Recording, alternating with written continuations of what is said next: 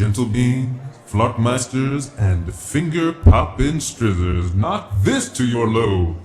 The newly redecorated, rebranded, and repriced watering hole known to all and stately as Chip Frinkel's Electric Egg, your oasis in the cosmic storm, your tether on the event horizon, your most diplomatically immunized spot on the fairgrounds, is most quadrilaterally tiled to present with a standard from that classic Quaffatorian musical, The Rise and Fall of the Planet of our very own Ms. Delilah Mallory!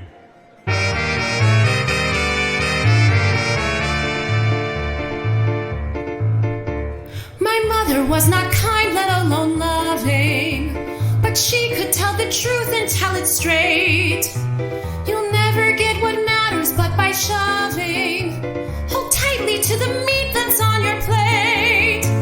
It's been 10 years since mother was still living, and we all know that when you're dead, you're dead. So when I'm feeling hopeful and forgiving, I just recall the words my mother said. You can't turn blood back into water.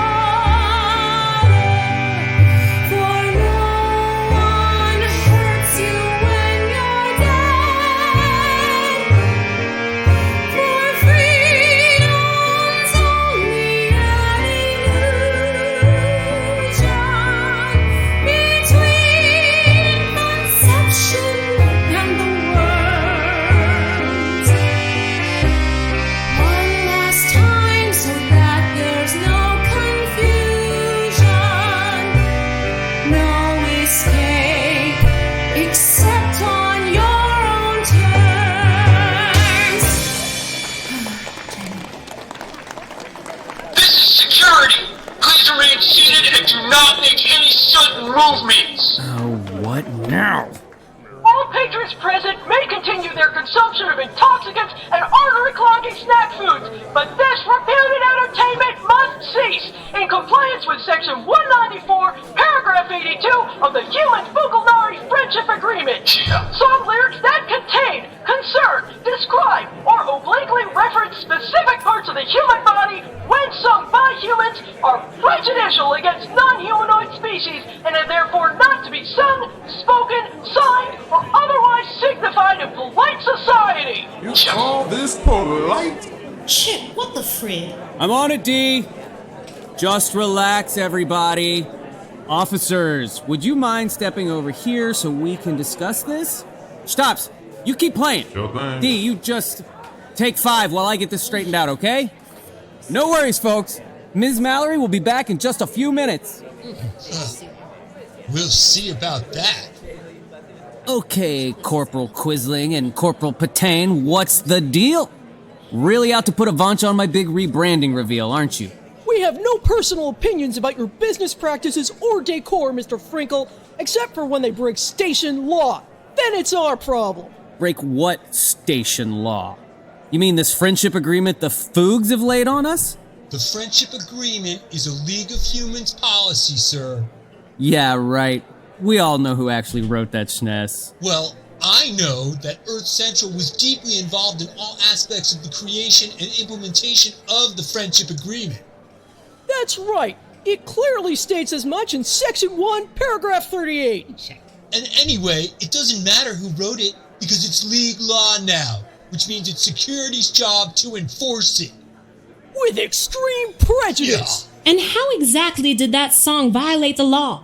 Because according to all the leafy kibitzers we've had in here over the past couple months, the problem is lyrics that refer to the human anatomy, right? There's nothing about the human body anywhere in those lyrics. If humans are mentioned in the song, then they've obviously got bodies. That's good enough for us. But that song isn't even about humans. The original comes from Quafatoad. Come on, Kwontz, give me a break about the translation. It's the best one in English there is. We don't give a blorch's fleek about the original. Your translation uses human names, takes place on a human planet, and is being sung by a human singer. So, by transitive properties, it is now about humans and their bodies. Ipso facto. Yeah. Sure. Yeah, that's why you have a problem with it. Not for any more political reasons. D. I can assure you, ma'am, that security has received no clandestine directive to suppress any form of creative expression that may be perceived as critical of the work of the Human Fukulnari Friendship Committee, even if such critique is obscured by... What's the word I'm looking for? Satire? No, that's not it. Metonymy? No. Litotes? No. Synecdoche? Oh, come on. That's just a subset of metonymy. Yeah, what's wrong with you, Sopon? What's that?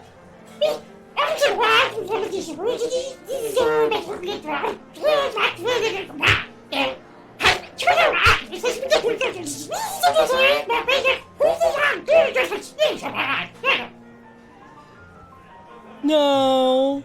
Strees, Bert! Didn't see you down there. Call your shots. Sorry, boss. Not irony, no. Allegory? Yeah, that's it! Allegory! Oh, okay.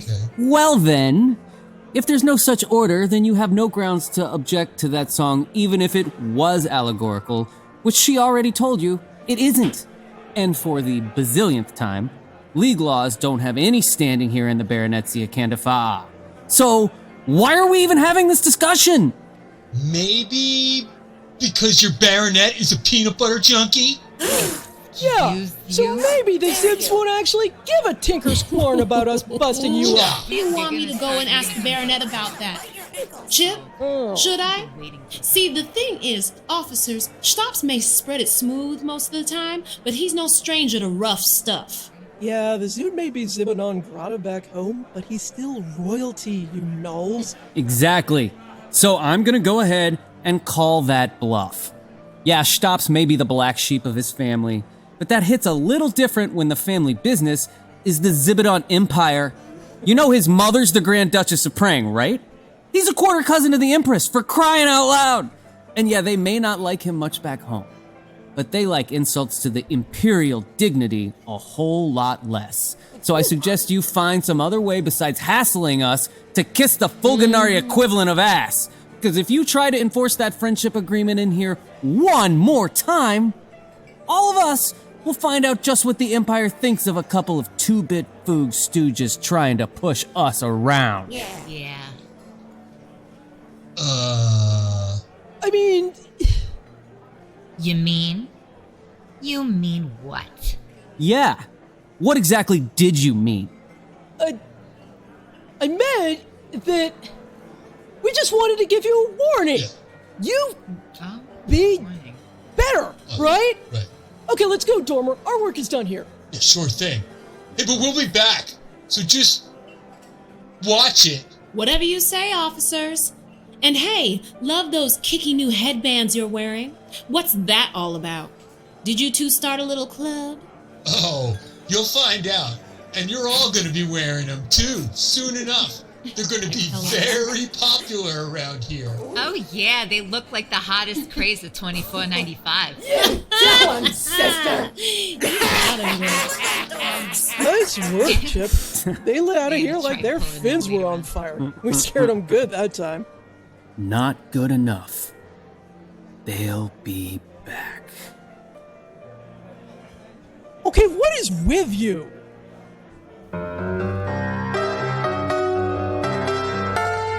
Gemini Collision Works presents Life with Althaar, Season 2, Episode 26, and you turn yourself around.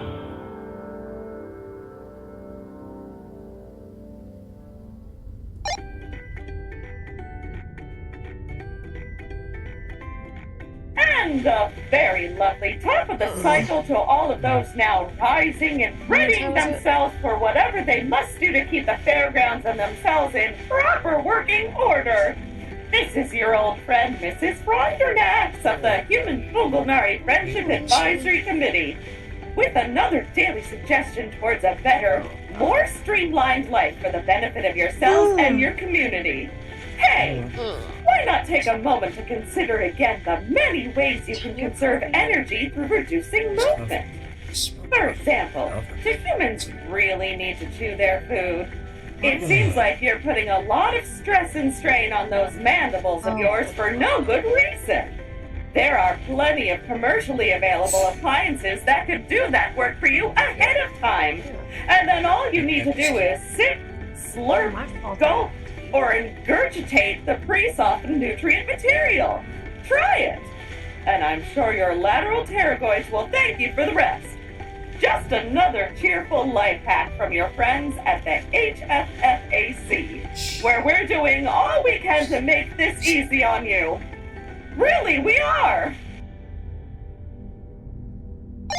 Oh, and we humans sure gosh darn appreciate it, don't we, Johnny? Why shucks, Stell, I never considered before how much easier my life would be if I simply eliminated chewing my food. Who needs to taste it? And my stomach must have more than enough enzymes to break it down and get me all the nutrients I need. Speaking of breakfast, I'm sure Althaar's got something traditional and tasty ready. Or possibly something we've never heard of that's maybe a little too interesting to be sprung on us first thing in the cycle. Or both. Yeah. Okay if I go ahead while you get ready? Shower's open. No, I'm gonna do that in the locker room at work. Just give me a sec. Damn. I will never get used to that, and I hope I never do. Do you really have that much use for the 3-second suit-up anymore? I'd think since most of the vent biters got blasted, you could slack off on the constant combat readiness a bit. I guess, but it's always good to keep in practice, right? And Althaar's breakfasts give me a good incentive. Come on, bacon, bacon, bacon! Good morning and a pleasant commencing of the cycle to friend John and Supervisor Reyes. Althaar hopes you are having sufficient time for a nutritious breakfast that will build strong bodies in at least a dozen different ways. Althaar has prepared the pancakes, the bacon, the java and fruit juices, and of course the toast with the Vegemite.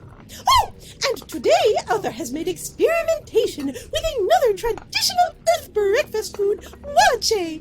You must be telling Althaar if it is success. I'm good with the pancakes and bacon, I think. Thanks anyways. Oh, hey, wache. Rice and beans work for me anytime. Thanks, Althaar. Hey, Althaar, did you hear the latest announcement from Mrs. F? Just so you know, that's one piece of advice I definitely won't be taking. So please don't feel like you have to start serving your breakfasts in, non-chewable form.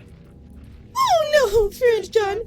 For as long as Althaar can make acquisition of the ingredients for the traditional human breakfast, Althaar will be constructing the traditional human breakfast. Although Althaar has made some study of the smoothie, so he will be prepared if this suggestion of the committee is becoming more of an insistence. Yeah, I didn't even consider that possibility. Maybe I should try some of that wache while the, getting's good. Oh, sorry. Thought you didn't want any. Strees, Supervisor. Althaar is once again most impressed by the redoubtable trench-beingship of Supervisor Reyes. Althaar should have been knowing better than to have concern of the leftovers. Well, I got work to do and a couple personal things I want to take care of first. You both know how fast I can shovel it down when I need to. I swear you're getting faster. An army marches on its stomach, Johnny. Just ask Frederick the Great, Bort Sanger the Pleasant Marauder, or Joey Chestnut. And now I'd better get out of here if I want to have time to hit the scrubbers before I clock in. Later, fellas. And there she goes again, with a perfectly plausible explanation for rushing out of here way before her shift starts, which seems to be earlier every time she does it. The tone of friend John is indicating the disturbment, is it not? But surely the punctuality of Supervisor Reyes is a thing to be greatly admired. I mean, there's obviously nothing wrong with the way she's been acting lately, but it's still concerning. Althaar believes the lessons of English are escaping him again, friend John. Is the concerning not caused by the things that are obviously something wrong? No, that's right. It's just... The thing is, I feel like I should be nervous about Stella's behavior. Like, if I didn't know her well enough and trust her well enough, I'd jump straight to she's having an affair or she wants to split up. But I do know her, and I do trust her, and I know when Stella has a problem, she walks up to it nose to nose and says, "Hello, problem." I mean, I've seen it. I've been one of the noses. It's impressive. And scary. And more than a little bit exciting. She's really teaching me a lot about myself. Anyway, I know she's not hiding anything like that, because if she had a problem with me, I'd be the first to know about it. Which means either I'm just being paranoid, or she's hiding something else. But I have no idea what that something else might be, or why she would bother hiding it, so yeah. The fact that there's obviously nothing wrong is exactly what has me concerned. Whatever, she'll tell me when she's ready, I guess, or it actually is nothing. Either way, brooding about it won't do me any good, and I need to get to work. Thanking you for this explanation, friend John. Althaar believes he is understanding the concern now. But he is certain that the changed behaviors of Supervisor Reyes are having a reason most justifiable. Oh, yeah, no, obviously. It's just hard not to worry when you feel like someone's keeping a secret from you, you know? Indeed, friend John. It is a truth that Althaar has observed a great increase in the keeping of secrets among the peoples of the fairgrounds since the revealing of the hidden Fugalnari among you. Perhaps it is more difficult to be trusting even the dear friends when it is learned that such a great secret has been withheld from your understanding. It provokes the assumptions to be questioned. Althaar has experienced this also. Well, don't worry about me, buddy. I'll never have any secrets from you.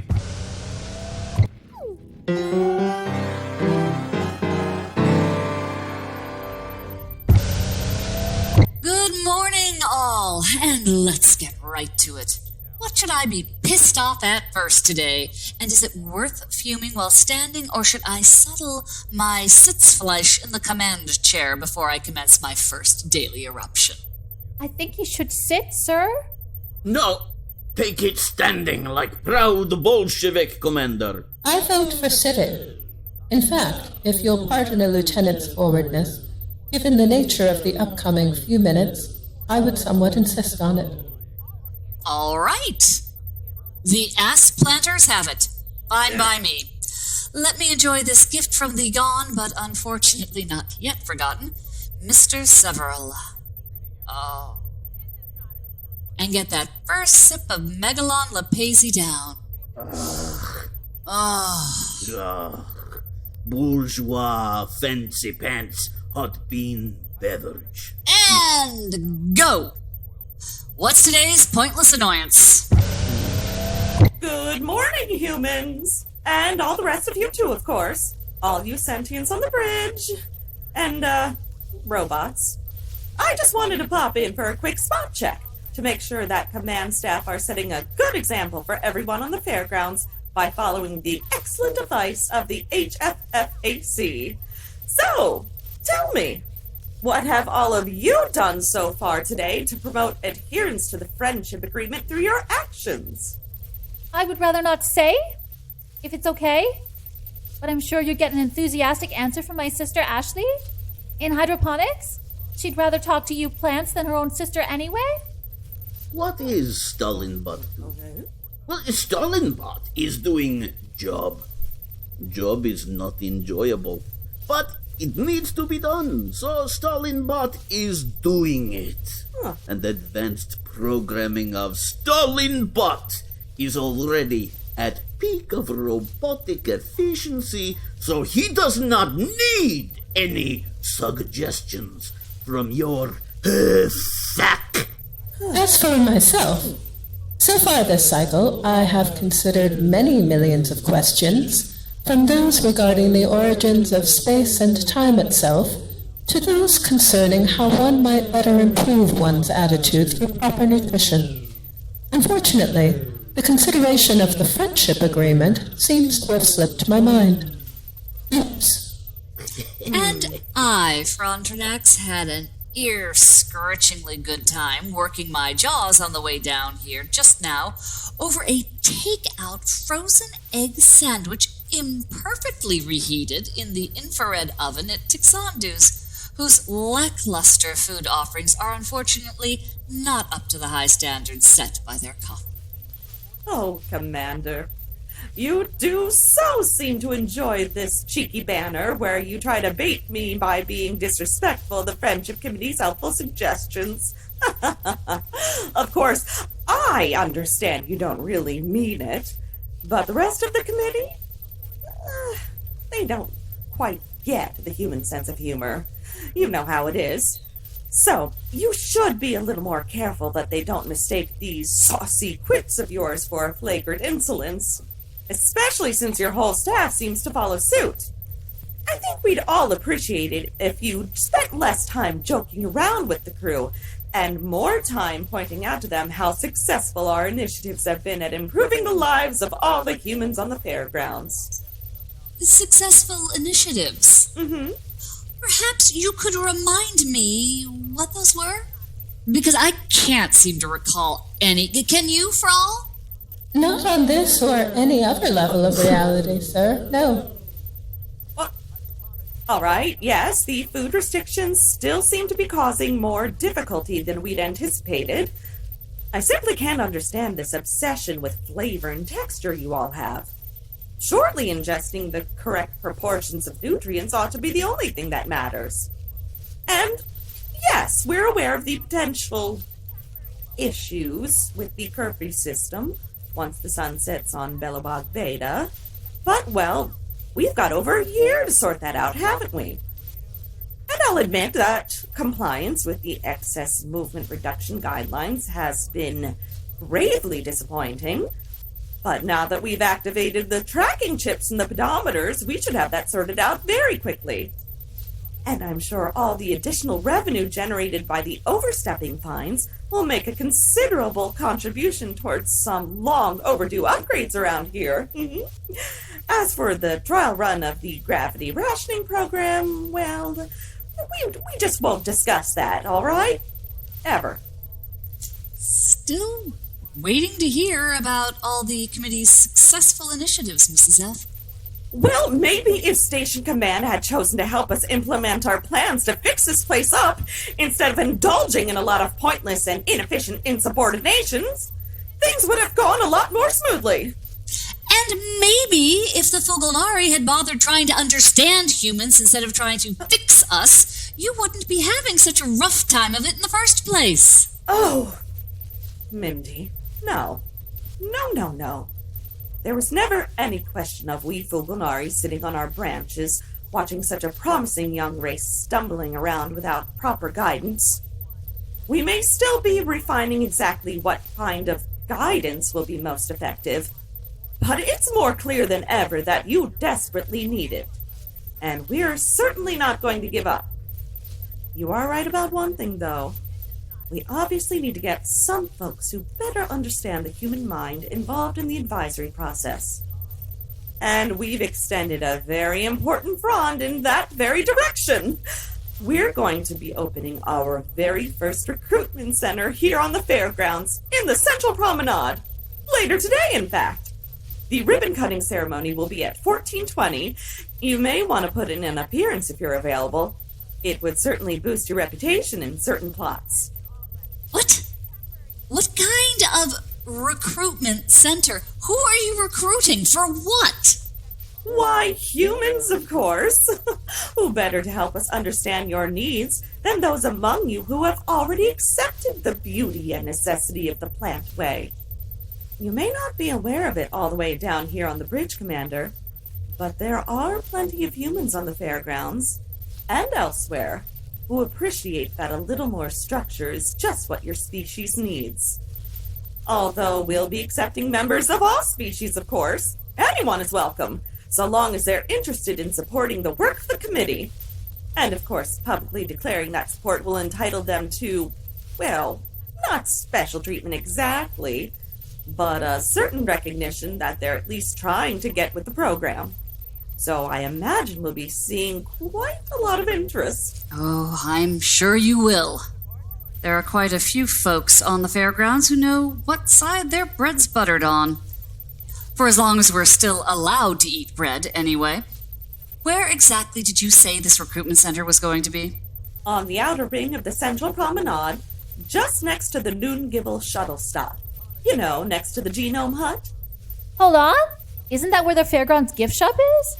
No, that's where the gift shop was before last Tuesday. But two of our most talented negotiators, Denorbiax and Fricadaverx, were able to acquire the location at a very reasonable price. That at least makes sense. It's a wonder that place managed to stay open as long as it did. On the contrary, sir. The gift shop was both more popular and successful than one would reasonably assume, given its location and stock. It seems that most beings passing through the fairgrounds were inclined to pick up a souvenir of their travels there, primarily for the kitsch value, and long-term residents found their vast array of cheap knickknacks a very attractive option for gift-giving when they were short on imagination or credits. It will be missed. Well, I think a few plastic keychains and personalized novelty mugs are a small price to pay in order to establish a center devoted to mutual understanding and collaboration between we Fulgonari and all the other species of the galaxy. Collaboration, you say?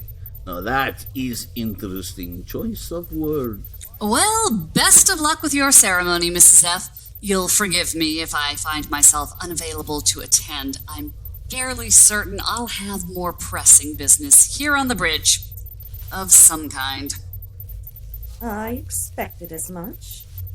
But, Commander, I would strongly advise you to show at least some interest in contributing to the Great Ascension. Not to spread seeds out of season, but quite frankly, the prevailing sentiment along the local branch of the committee is that you have been a serious hindrance to our work here. The only reason we have not yet prevailed upon the League of Humans to replace you with a more sensible officer, in fact, is my advocacy on your behalf. I do hope I won't have cause to regret that position, or change it. Ta-ta! me! I will be in my office until such time as anything else out here actually requires my attention. Let me know if that happens, would you? And Frall, would you see if Althaar is available for a meeting as soon as possible? I have a few diplomatic matters I'd like to discuss with him. Replace Commander Torianna? Was she serious about that? Of course not. That plant is dirty liar. They would not dare. Oh no, Stallinbot. Frondrinax is very definitely telling the truth. About that, at least. There is a limit to the committee's tolerance, and the commander has been fast approaching it. She and all of us will need to use a great deal of caution indeed if we wish her to remain in at least nominal charge of the fairgrounds. And I can assure you that, despite whatever your personal opinion of her leadership may be, you do want her to remain in charge. The possible alternatives are considerably worse. So what are you saying, Lieutenant Oblaka? Commander Torianna is to demean herself by making nice with plants that refuse to let her be strong and proud leader we have grown to grudgingly tolerate. What I'm saying, Uncle Joe-Bot, is that if the commander does not, to some extent, behave in a manner you might consider demeaning, she will undoubtedly be replaced by a League of Humans officer who will enthusiastically submit to Fulganari control. And such an officer will be nowhere near as patient as Commander Torianna is, for reasons even I cannot fully comprehend. With a robot comms officer who is surly, insubordinate, and modeled after one of the Earth's most deservingly despised historical figures. So, when your normally intrepid commander chooses to walk lightly, I would advise you follow in her footsteps with equal care. If you are afraid of wolves, keep out of the woods.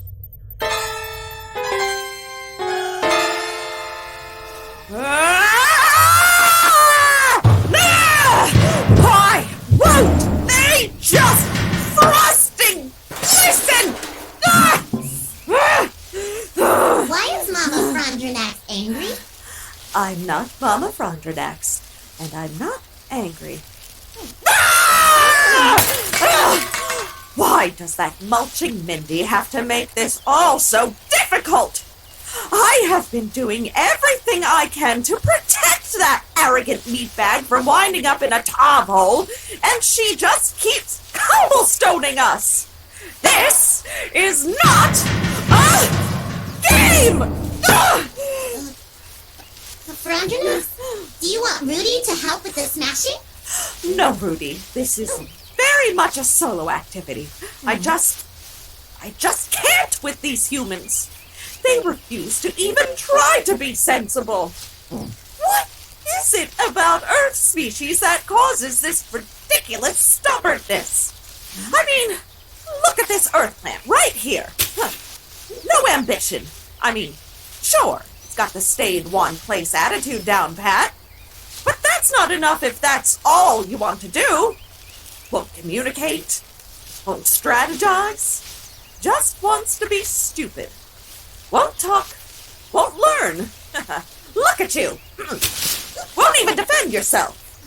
Even if I were to tear you branch from branch.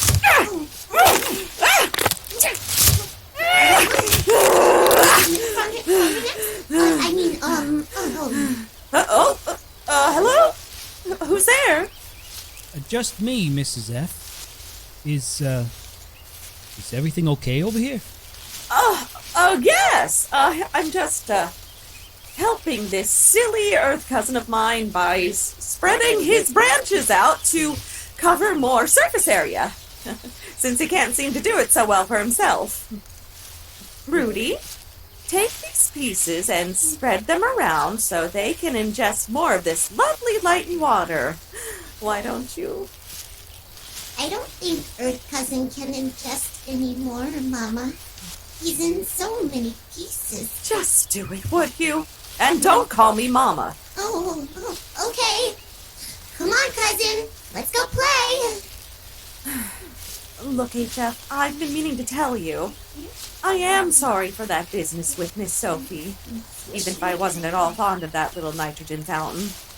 I understand so very well how having an adorable little companion can ease the mental strain of day-to-day living in a place like the fairgrounds.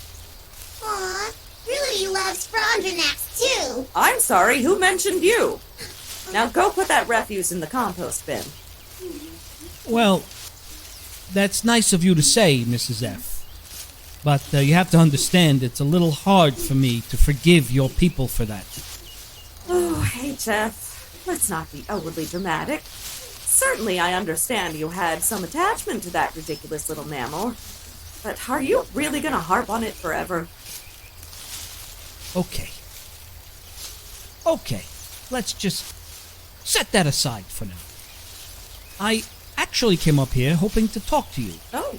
Have a conversation, plant to mammal. All right. See, if I could understand your point of view a little better. I mean, the Fulgonari point of view. Oh. Maybe it's something a human can't understand, but I really don't see what your end game is here. End game? Well, it's perfectly simple, HF. What we're doing is an act of charity. We Fulgonari kept to ourselves for the longest time, because we could see that our philosophy was somewhat unattractive to other species. But we took our time examining all of your philosophies, and we finally came to the conclusion that there was a great deal of unnecessary waste going on all over the galaxy. So much inefficiency. And inefficiency leads to misery, sure as bark beetles lead to blight. So, after much consideration, we decided it was unfair to keep the Fulgonari way to ourselves. We just had to spread out and share with everyone.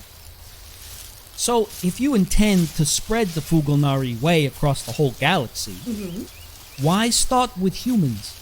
Oh, well, you're still quite new to the ICSB comparatively, and you had a couple of specific cultural disadvantages that made the whole process much easier. Your problem with those darling Iltorians was the main one, of course, but also that bizarre and all-consuming obsession with the reproductive process that seems to take up so much of your attention. The ICSB, of course, claims to accept all species equally, no matter what their idiosyncrasies. But honestly, you can't expect people to just ignore the fact that you're willing to attempt mating with anything, up to and including abstract concepts. And of course, you already had quite a few species of plant life on your planets that was almost identical to us, albeit strangely non-sentient. So that was certainly a bonus when it came to the logistics. But I don't know why you needed me to tell you all this. We've been saying over and over that we just want to help. This is for your own good. I guess I just wanted to understand your motives. Where you plants were coming from. If you were being honest about why you were really here. And I gotta say, you've convinced me. You really believe what you're saying. You really believe you're doing this for our own good. I suspect I haven't really convinced you of anything, HF. But I'm sure you'll eventually come to see how much better it would be for everyone if you just let us teach you how to improve your lives. And that once everyone else sees just how much better life can be under our guidance, they'll be happy to join in. Oh no, Mrs. F, you've 100% convinced me. I can honestly say I understand the plant way a lot better now. Ooh. So thank you.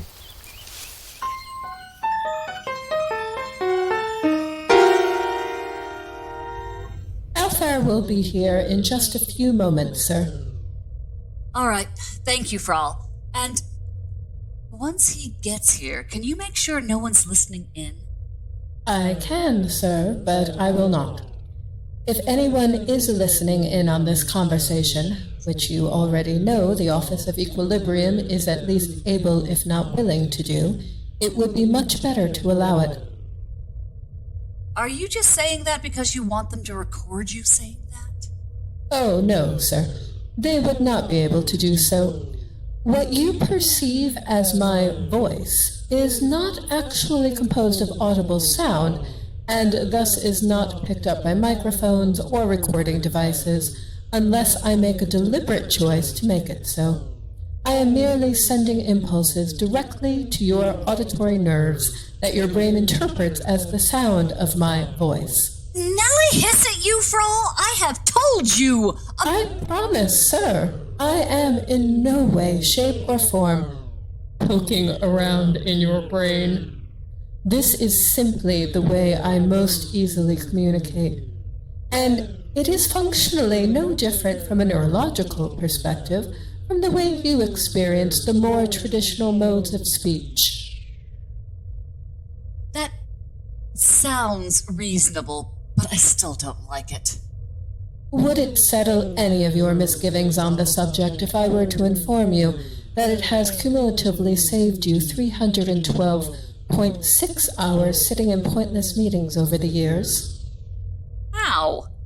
When I am conversing with multiple beings at once, I am able to individually tailor their perception of my words in such a way that they are most able to fully grasp my meaning.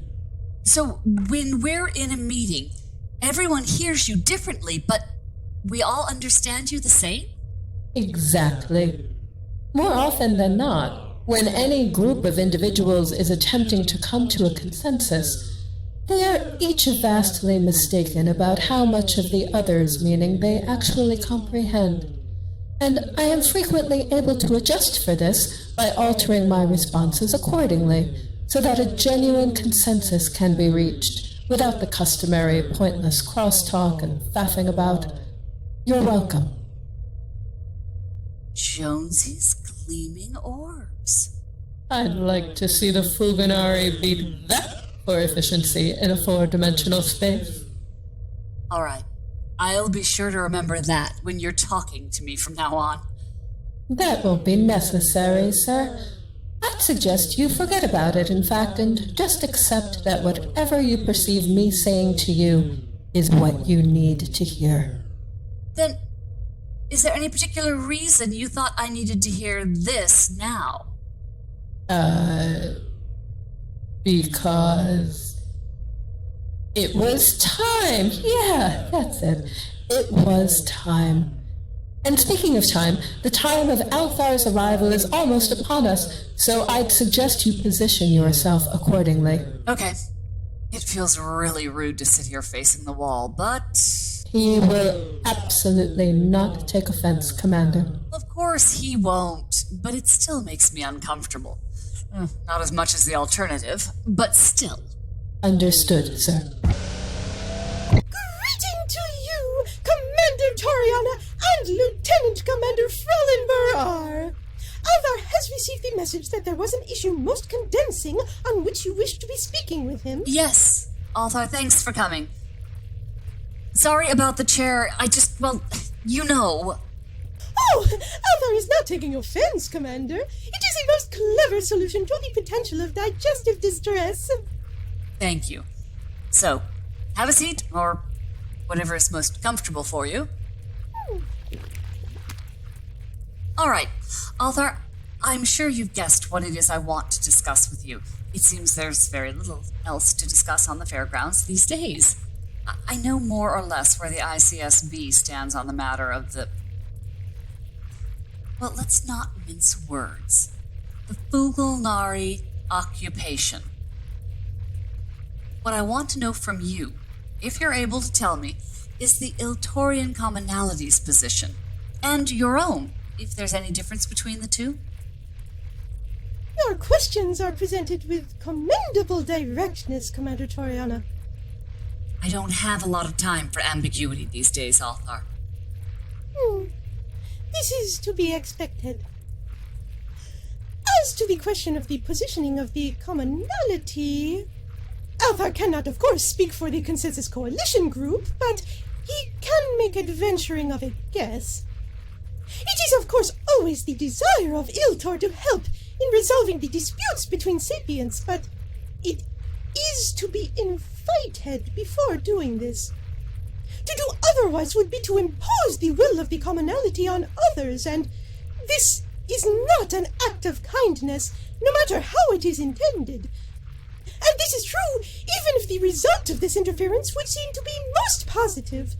So it is always caution when intervening in the affairs of others.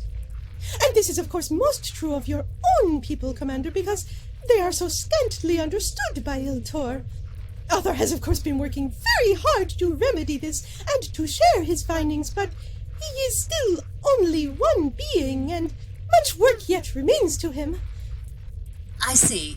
So, your people won't intervene because they don't want to impose their will on us. But the Fukulnari are already imposing their will on us. Doesn't Iltor have a problem with that? Oh, yes, Commander. And those of Iltor who have friends among the Fukulnari are explaining this to them. And the Fukulnari are being very polite and listening appreciatively to their friends of Iltor. And then they are continuing to do as they have been. There has been much discussion on Iltor of how a more successful explaining may be achieved, but Althaar has some doubt that this can be accomplished. From what I've seen of the Fukulnari, I'd say you're almost certainly right about that, unfortunately. And, of course, there are some of Iltor who are agreeing with the official position of the ICSB that this conflict is not between Fukulnari and human, but between humans who are appreciating the Fukulnari and humans who are not.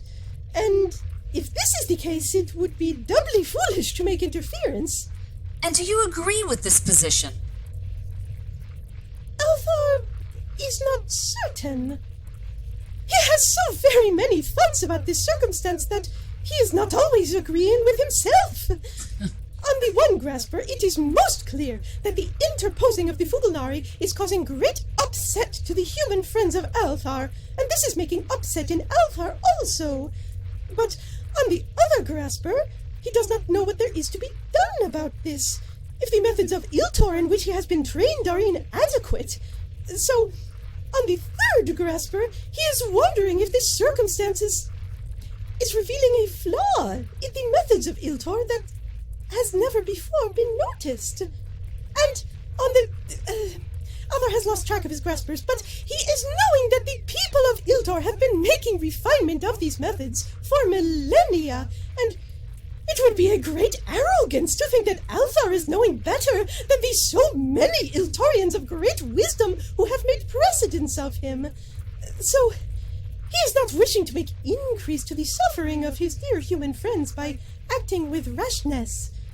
And he is sharing his thoughts with his many friends and teachers on Iltor, and hoping they will be able to help him find solution. He is aware that this must seem very inadequate to you. It is seeming inadequate to Althaar also, but he has yet to make devisement of some other way he can be providing the assistance. I understand, Althaar. You Iltorians are famous for being fair and neutral, after all. Thanking you, Commander Torianna, but Althaar has been having consideration that there may perhaps be occasion when the neutrality and the fairness cannot both be practiced, and it is necessity to choose between the two. And there are some of Iltor who are agreeing, but many others who are saying this cannot be so, that there will be always some way to make resolution with sufficient kindness and diligence. The letters of Althaar have been provoking the great controversy on Iltor, and this is making also the great ambivalence in Althaar, because he would very much wish for his theory to be disproved. If Althaar is wrong, then there is a way to provide friendship and understanding between Fukulnari and human, and the principles that have been serving Iltor for so many Matristals are still sufficient, which would be of decisible relief. But if Althaar is right, then the path forward is one of great difficulty and sadness. So He is hoping that the wisest of Iltor are finding solution where he can see none. Have these wise Iltorians made any suggestions so far? Anything you might try to bring about this friendship and understanding? They have been providing Althaar with much information about the culture of the Fuglnari, of which he has been making most careful study, but... No, Commander, of the helpful suggestions there have not been so many. It has been conveyed to Althaar that the gift of an updated hydration system is always well received, but in his opinion this is unlikely to be sufficient to the current difficulty. Well, I'm glad to hear they're working on it at least. Here's hoping they have some more productive suggestions for you in the future, and that those suggestions will actually make it to you. I'm sure you've heard that the Fugs have been keeping a pretty firm grip on the interstellar post, but I don't know if that's been affecting your messages at all. Althaar does not believe so, Commander, judging of the responses he has received to his letters. However, Althaar has recently made request of several small devices for the use in detection of the hidden listening apparatus. If this package is tampered with, or damaged, or if Althaar does not receive it at all, then it will be certain that the shipments of Althaar are being monitored also. But if the devices never show up, how will you know they were sent in the first place? Oh, there will be a code phrase in the next message to Althaar when his friend has made shipment of the devices. So he will be knowing one way or the other. Very clever. Thanking you, Lieutenant, but Althaar cannot be taking the credit. It is an ancient Iltorian diplomatic practice. If the Commander wishes, Althaar can make use of these methods to convey any messages you wish to be sending out of human space. These will be forwarded with great speed by the friends of Althaar. But, of course, he cannot make guarantee that his letters will continue to enjoy this non-interference from the Fuglnari. Thank you, Althaar. That may end up being very helpful indeed. And I'm reasonably certain that the Fuglnari wouldn't go so far as to interfere with your mail. They generally seem to think they can get away with whatever they please, but I can't imagine they would dare risk a dispute with Iltor. That really would get the entirety of the ICSB on their case. That is a possibility, but they have been already making the surveillance of Althaar's activities for almost as long as he has had residence on the fairgrounds. What? They've been spying on you? Oh yes, this is of certainty. And Althaar suspects they have been attempting also to make sabotage toward his efforts at human friendship. But Althaar has had such great good fortune to meet so many kind and generous humans, such as Friend John and yourself, that these attempts were doomed to failing. And now, unless you are having further questionings, Althaar should excuse himself, as he has some dispatches that he must be posting as soon as possible, if they are to be of the greatest use to both himself and his human friends. Of course, Althaar. And thank you.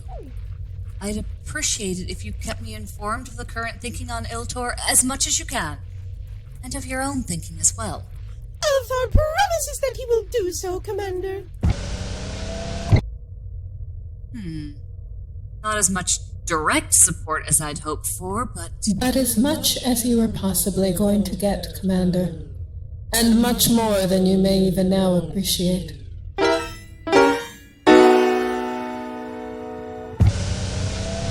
Hey, HF, do we have any, are you cleaning? What does it look like? It looks like you're cleaning this office, which can only mean... Pleased to meet you, Hardyfox Fornes, but when were you programmed? Because I think you've got a few bugs that need to be checked out. Yeah, very funny, kid. Seriously, though, when was the last time you cleaned this place? If ever. For all your hypochondriacness, this is the kind of behavior that makes me worried that you're actually sick for once. Hypochondria, schmypochondria. Still, you never know. Something might happen to me sometime, and don't you look at me like that. I'm not talking illness here. For all you know, I might suddenly get a wild hair to retire one day and leave you in charge of the joint. And there's no jecking way you'd ever figure out this filing system of mine. So I'd better take time now to simplify it for you, right? Gee, thanks. And I had only just gotten this place sorted out after those foogs tossed it looking for Miss Sophie. How is she? Oh, she's doing fine, considering. Not happy that she's not seeing as much of me these days, of course. But I got some folks to look in on her, play with her, all that, so it's worked out. Who do you know that's okay with going to the in-betweens just to check up on your dog? Hey, I got plenty of friends on this barge you never even met. Just because you only hang out with like a dozen people doesn't mean that everyone else does. You're like one of those Earthers, travels the galaxy but only eats the exact same Kaiser Clown burgers everywhere they go. Okay, I know I'm provincial, but you're the one that's been stuck on the fairgrounds for half of forever. You're a fixture around here. That's how I know you'll never retire. You wouldn't know what to do with yourself. You'd end up like one of those old security officers, just hanging around the station house, telling the same stories over and over, and complaining about how these whippersnappers just don't know what it was like in the bad old days. Nah, kid. As soon as I retire, I'm out of here. Finally gonna travel like I always dreamed. Get myself an SRV, one of them traveling double wides, you know? Fully tricked out with a real kitchen and bath. Sidonia king-size bed. Able to pull a mini Sulu jump once a day. Just me and Miss Sophie out on our own. Finally getting to see all those amazing places I've only read about. But I gotta get a few more years in before I can swing the down payment, so yeah, you're gonna be stuck with me for a little while yet. Unless, as I was saying, the unexpected intervenes, as it has been known to do. So far, it's just been the under-assistants at this office taking involuntary early retirement, but there's nothing says I couldn't wind up buying it just like poor old Durbolt. That's no way to go. You know, you never did tell me how... So I want you to be ready in case you do end up the one and only representative of... here we go. WSS on the fairgrounds. Well, I seriously doubt I'll be dealing with that anytime soon, but I will help you clean this place up, if you want. Maybe I should start with the supply closet. Hey, no! Don't touch that door, kid! It was already a booby trap before that gravity rationing schness. There's no telling what kind of avalanche you'd unleash if you'd opened it now. Besides, you don't have time. There's a job just came in up on M23. I already pulled up the ticket for you. Now listen, I know sometimes you like to dawdle a bit in the central promenade after a run to the lower concourse, but I want to get this place sorted out sometime before March, yeah? So just get that milkshake mixer recalibrated and get back here. Then you can dive into the closet if you want. I'll see if I can get some kind of long-distance door opening mechanism Goldberged up by then. All right, HF, I'm on it. And don't worry, I'll still be around when it's time for you and Miss Sophie to take off in that SRV. I would not want to miss that. Later. Yeah. Tell me about it, kid.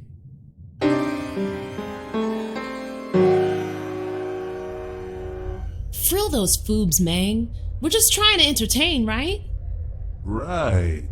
I never even thought about getting political before they showed up and started pushing. I charm. We're just a couple of tune slingers trying to peddle our not-so-meager wares.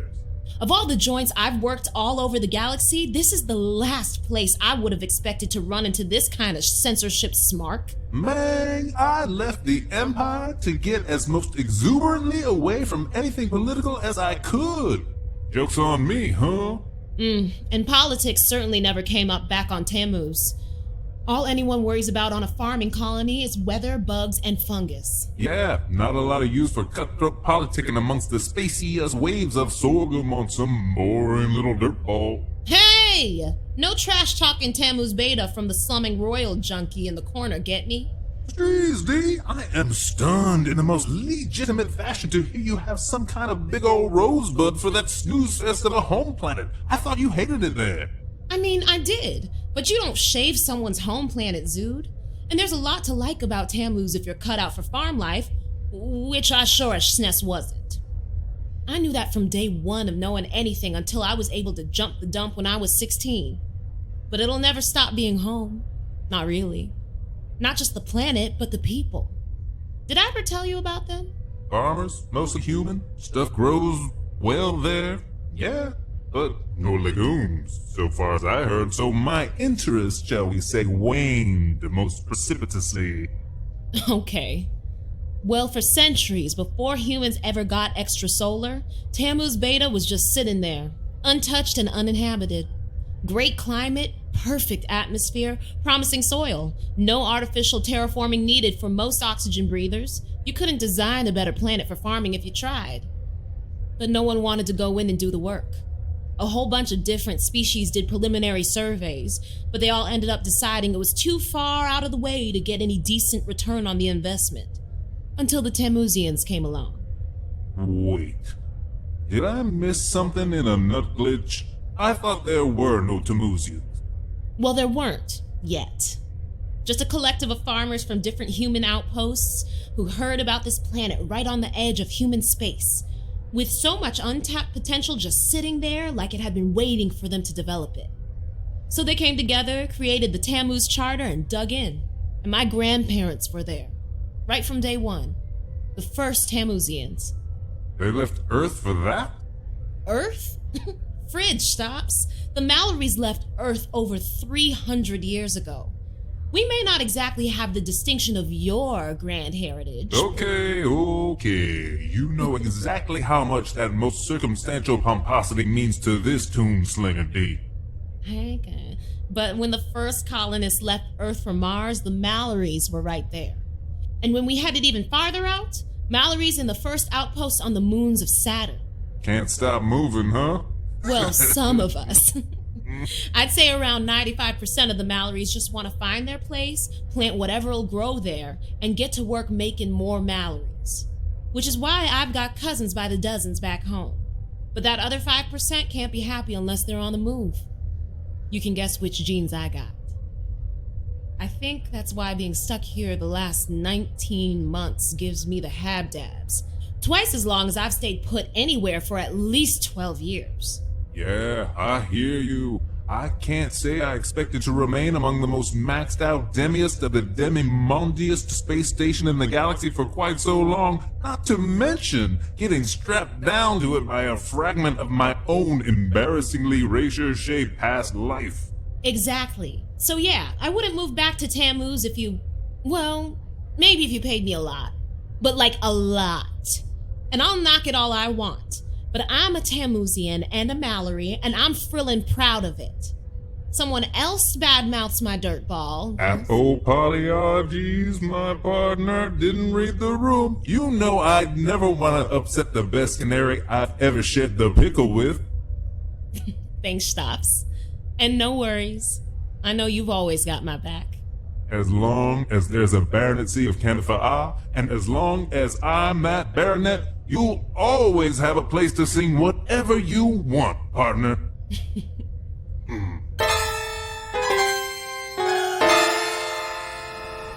All right, Rooty. This is a big day for us. Our first recruitment center, right here on the fairgrounds. It's quite the vote of confidence, so let's make sure it's not misplaced, Is the staff ready to open up? All ready. They look so nice in their uniforms and headbands. Ooh, can I be a recruiter too? Oh no, I've got a special job for you, Rooty. We're going to put you right out front as our greeter. Your distinctive blend of endless optimism, adorability, and thorough absence of higher reasoning functions is just perfect for attracting the kind of new supporters we're looking for. Yay! Rooty's gonna be a valley talker! That's my little carny! Now, where is that Ashley? I know she prefers the company of us plants, which is only to be expected, but her function here today is supposed to be communicating with her own species. You go inside and check in with the recruitment staff, Rooty, while I look for our pretty little collaborator. Hey, Amber. I don't see you off the bridge too often. What brings you to the Central Promenade? And what's this recruitment center? Recruitment? For what? Hello, John? You know, I just noticed you ask a lot of questions. Yes, I do. Yes. Anyway, I'm still not sure what exactly they're recruiting for, but my sister might know. I was trying to talk to her earlier. and she said I should come up here for some kind of ceremony that she was hoping I'd be a part of, whatever that means. Oh, hey, here's Stella? John, what are you doing here? I thought you were at work. Oh, I was coming back from a ticket on the lower concourse, and I maybe decided to take the scenic route back. And then I saw this crowd, so I wanted to check it out. Yeah, it's some stupid Fugalnari thing, I guess. We definitely don't need to stick around for that. Come on, if you're playing hooky from work, let's go grab a snack.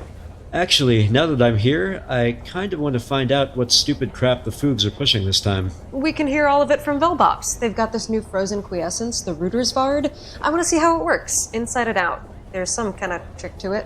Oh, there's Ashley? I'm going to find out what she has to say for herself, and I'll probably need a medium squishy cone after hearing that. So if I do find out what all this is about, I can fill you in afterwards. I'll see you there later. I think I'd still rather see for myself what... Oh, Strees, what the hell is HF doing up here? I thought he'd still be safety rigging the storage closet. Okay, yeah, Velbox it is. I didn't think I was playing hooky from work, but I most definitely am now. Great, come on. So what am I supposed to tell Mom and Mimi, Ashley?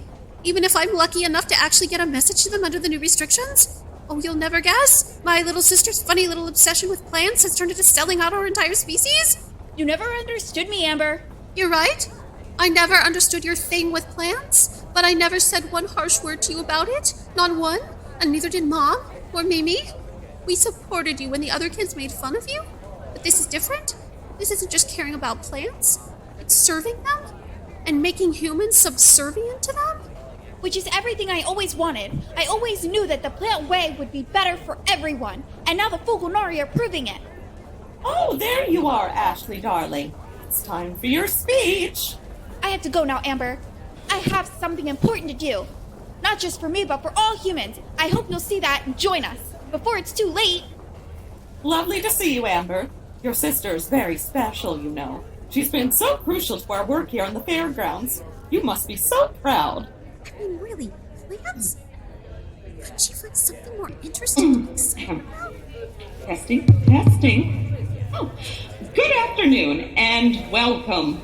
We are here today to commemorate a very special occasion for the Human Fugalnari Friendship Advisory Committee. But since you've been hearing so much from us Fugalnari recently, we've asked one of our most trusted and devoted human friends to speak to you first about what we're doing here and just what it means. Ashley from Hydroponics, everyone!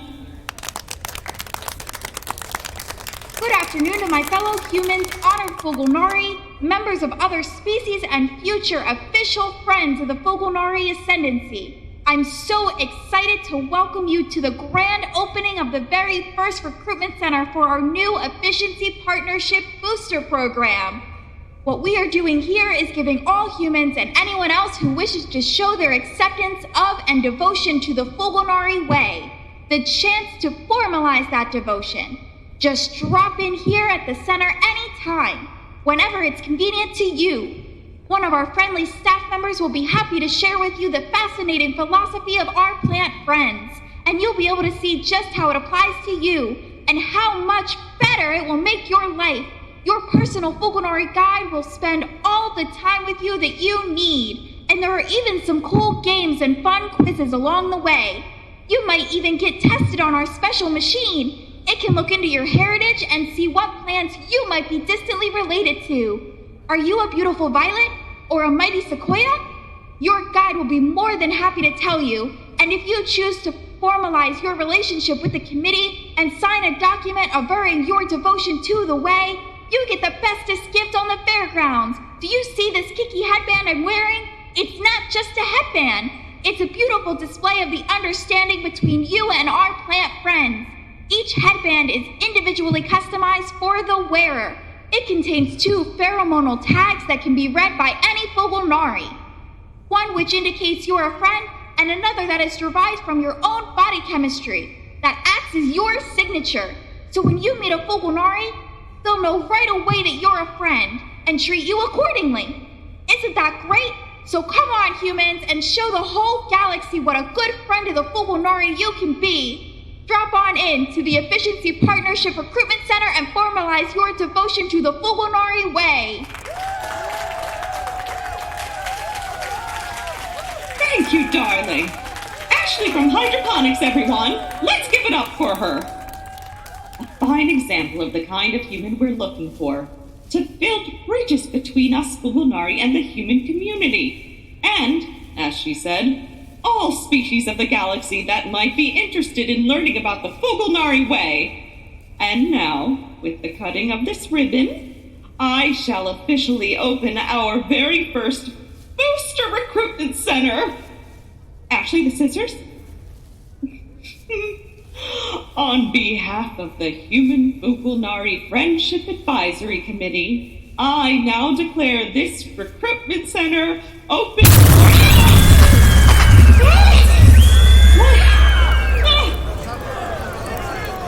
What's happening? No! No! Oh, it's awful!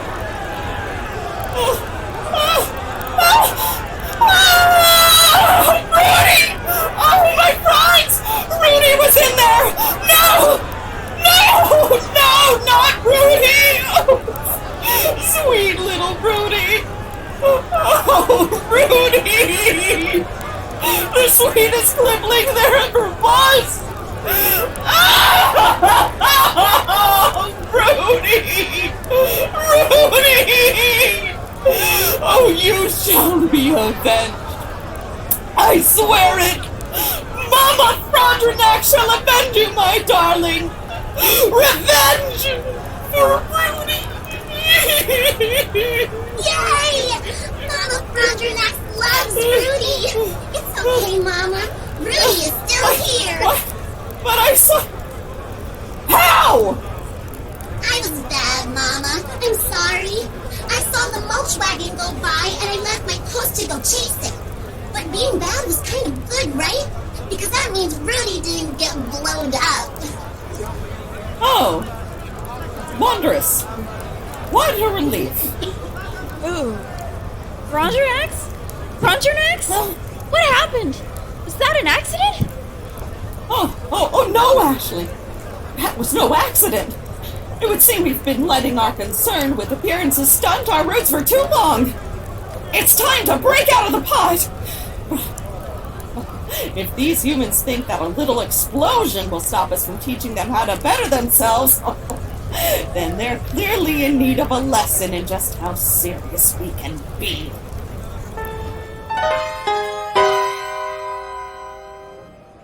Hey, boss, do I really have to use these Theban polywogs? They're a real pain in the palp. Yes, it's all part of the rebrand. Chip Frinkel's Electric Egg is now a lodestar of outer-world charm, just like in the old Hollows. Pretty sure in the old Hollows they used those fake plastic things, because these keep trying to climb out of the glass on me. You better keep those things out of the green room, Chip. I do not want to find one in the toe of my street shoes. Okay, so the rebrand still has a few kinks to work out? And what are you doing here clobbering about garnishes? Shouldn't you be back on stage right now? Right. Come on, Xtopps. I know just the song I want to do. Oh yeah, I'm the one you mean. Oh, no, D, not that one again. It's our special song, boss man. It's just for you. Hold up, Zudes. Before you head up there, anyone hear anything about some kind of bomb going off in the hub? A bomb? No. Where'd you hear this? Just whispers at the bar about a bombing in the central promenade. Normally not something I give a whole lot of heft, but I've had 3 customers so far mention it. Xtopps is not responsible. Xtopps never bombs. No, Xtopps is just permanently bombed. Soaps, you can't have heard that right. If there was an actual bombing, we'd have heard an announcement by now, or alarms going off or something. At the very least, there'd be something on the... Frinkel! We better not hear any singing from in there! Buzz off, deck thumpers. You don't have smart to say about it, so get out of my doorway! We are firmly ensconced in League of Humans jurisdiction, Frinkel, where we have every right to stand and talk with a megaphone! Yeah. Well, I have every right to call Torianna and have her sand your traitorous asses 9 ways from Frong's Day, so move it! Not as of the latest update to the friendship agreement, you don't. That's right! In the Direct oversight of security forces has been transferred to the advisory committee. Frill me. We're not here to make trouble, Frinkel. We just came by to pass on some information. Information you may find useful. Yeah, right. Your excuses are getting weaker by the cycle. You got something to say to me, you can say it from out there. Sure. Let's just get him in here and settle this giz before D and I get rustasified. Hey, Fuzz, you may temporarily filly dog inside my jurisdiction, but remember, authorities cannot apprehend bargors in Candifa. Yeah, we know all about ACAB. See that you remember it. Oh, we remember it. What we've got here is a list of things you'd better remember. What? On this data pad are 2 folders containing lists of all songs ever performed by any cabaret artist in the known galaxy, according to the Musicians Union and Gascarp. One list is of songs approved by the committee as officially inoffensive when performed by humans, and the other is not. Hey, Zoots! Nothing has changed since you were last here. The committee still doesn't get any say in what can and can't go on in the baronetcy of Candifa. Yes, sir.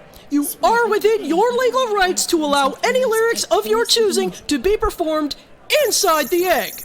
But we checked with Earth Central and double-checked with the committee, and it turns out that if the sound of an interdicted lyric makes it out into the hallway, or we just so happen to hear it, then we will have witnessed a violation of league law and can arrest the performer as soon as they exit Zibanon territory.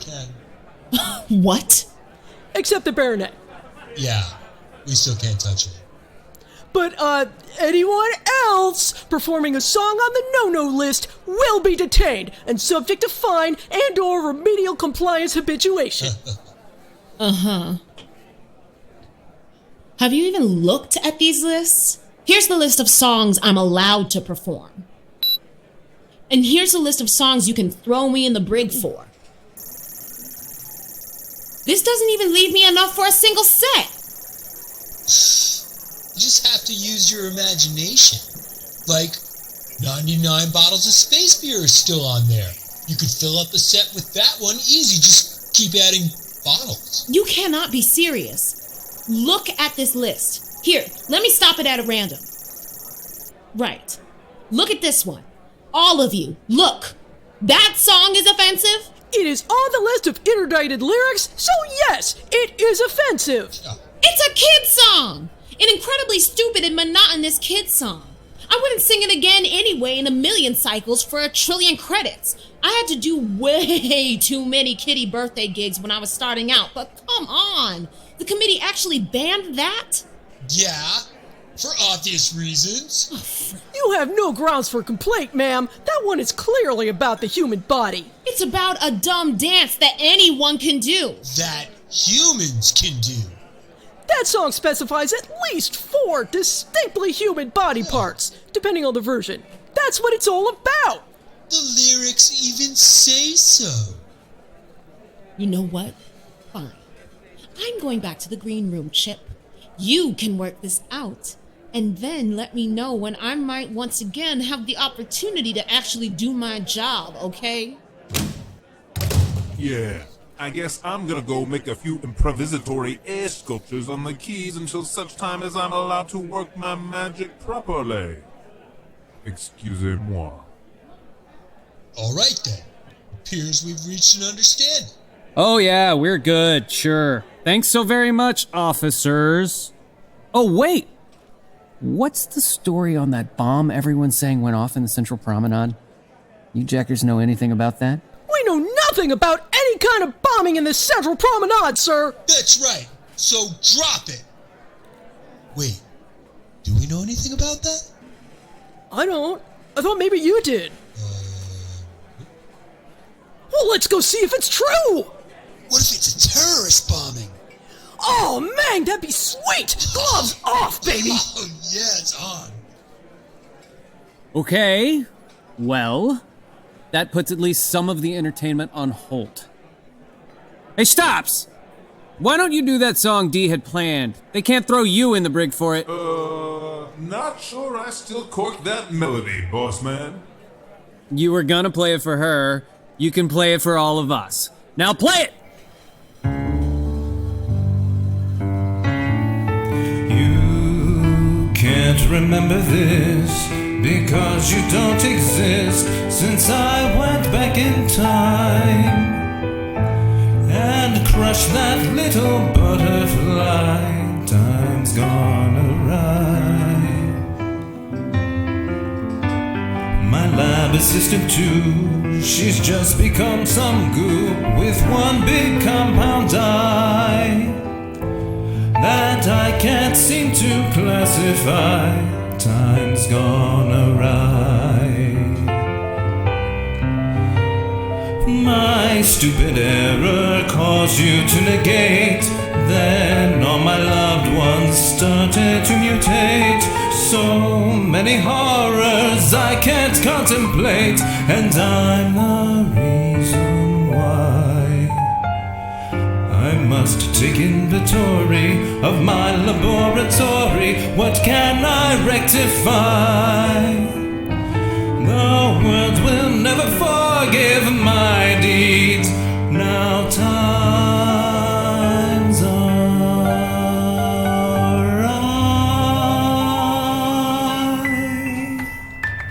God, I hate that song. Thanks, Xtopps. Hey, cheer up, boss. This is gonna blow over soon enough. Things have to get better around here eventually. Sure. But first, they're gonna get worse. Much worse. See, man, this kind of grimdark blurg is exactly why I don't think this whole rebrand has been good for your head.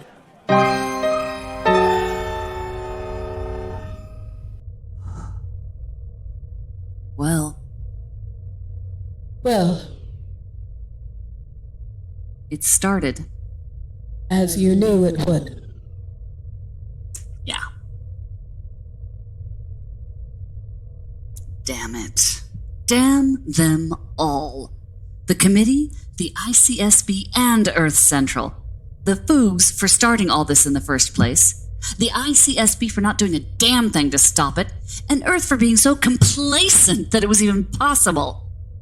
And now, here we are. If it's any consolation, sir, I can assure you that some form of violence was inevitable. It would have looked a lot better if the Foogs had hit first. Perhaps, sir. But ultimately, it does not matter. One side was going to start it, and the other was going to respond in kind. The opinion of anyone outside this conflict as to who started it is not worth considering at the moment. But we'll need to consider it sometime, won't we? We're almost certainly not going to be able to get the League back under human control without some kind of outside help. I don't need your precognitive abilities to know that. And someone on our side firing the first shot is the kind of thing that provokes stupid questions. Why did the humans turn to violence? Was it really necessary to go so far? What have the Fugalnari actually done to you to justify this? Hey, I'm just asking questions here. Oh, weird to think of Beau Several right now. I don't exactly miss him, but he did liven the place up a bit. I can't fault his taste in obvious bribes. But he must be long gone from the fairgrounds by now.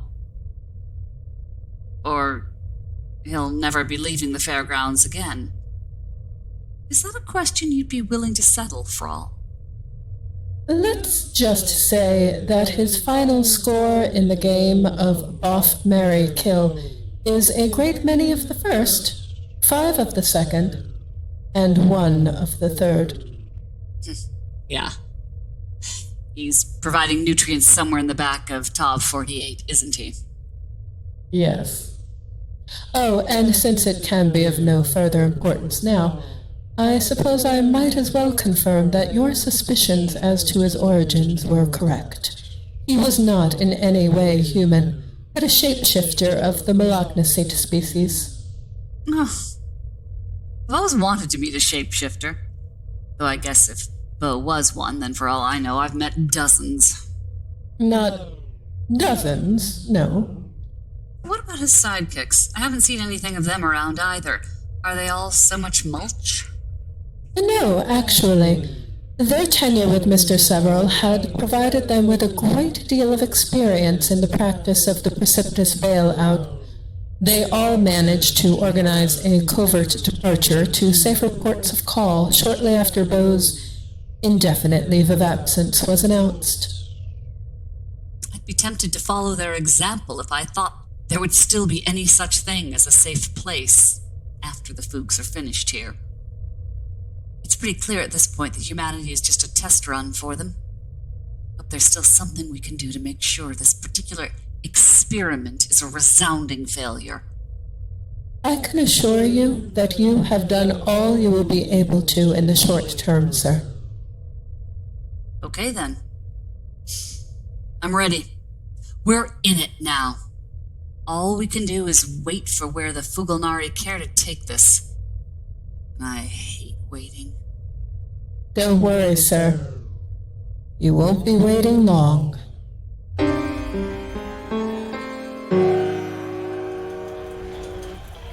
Althaar is very pleased that Frendjon has allowed him to make treating of the lunch at the authentic human-style dining establishment of Sammy's.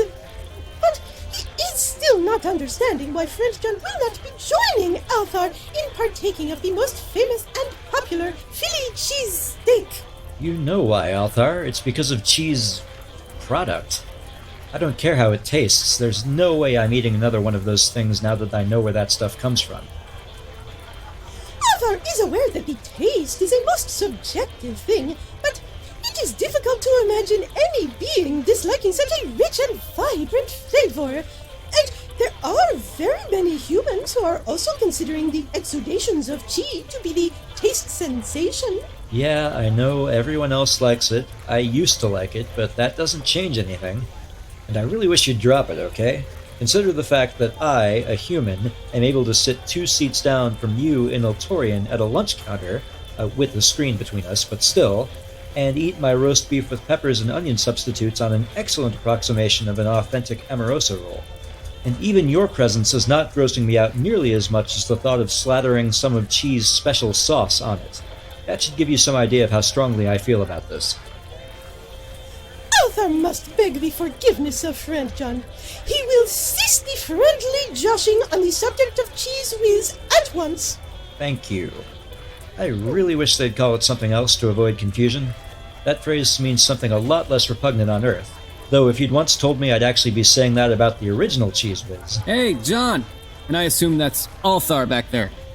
Hello, Mr. Frinkel. Yes, Althaar is concealed behind the convenient barrier that the very solicitous Sammy has purchased for the Eltorian visitings. Yeah, I just assume you're around whenever I run across an unexpected screen, curtain, or ornamental solid light structure.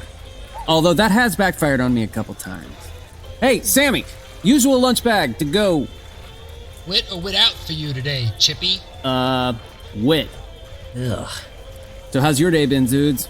I've been wrapped up in the latest chapter of the thrilling saga we like to call How Are the Committee and Their Goons in Security Trying to Shut Me Down This Cycle?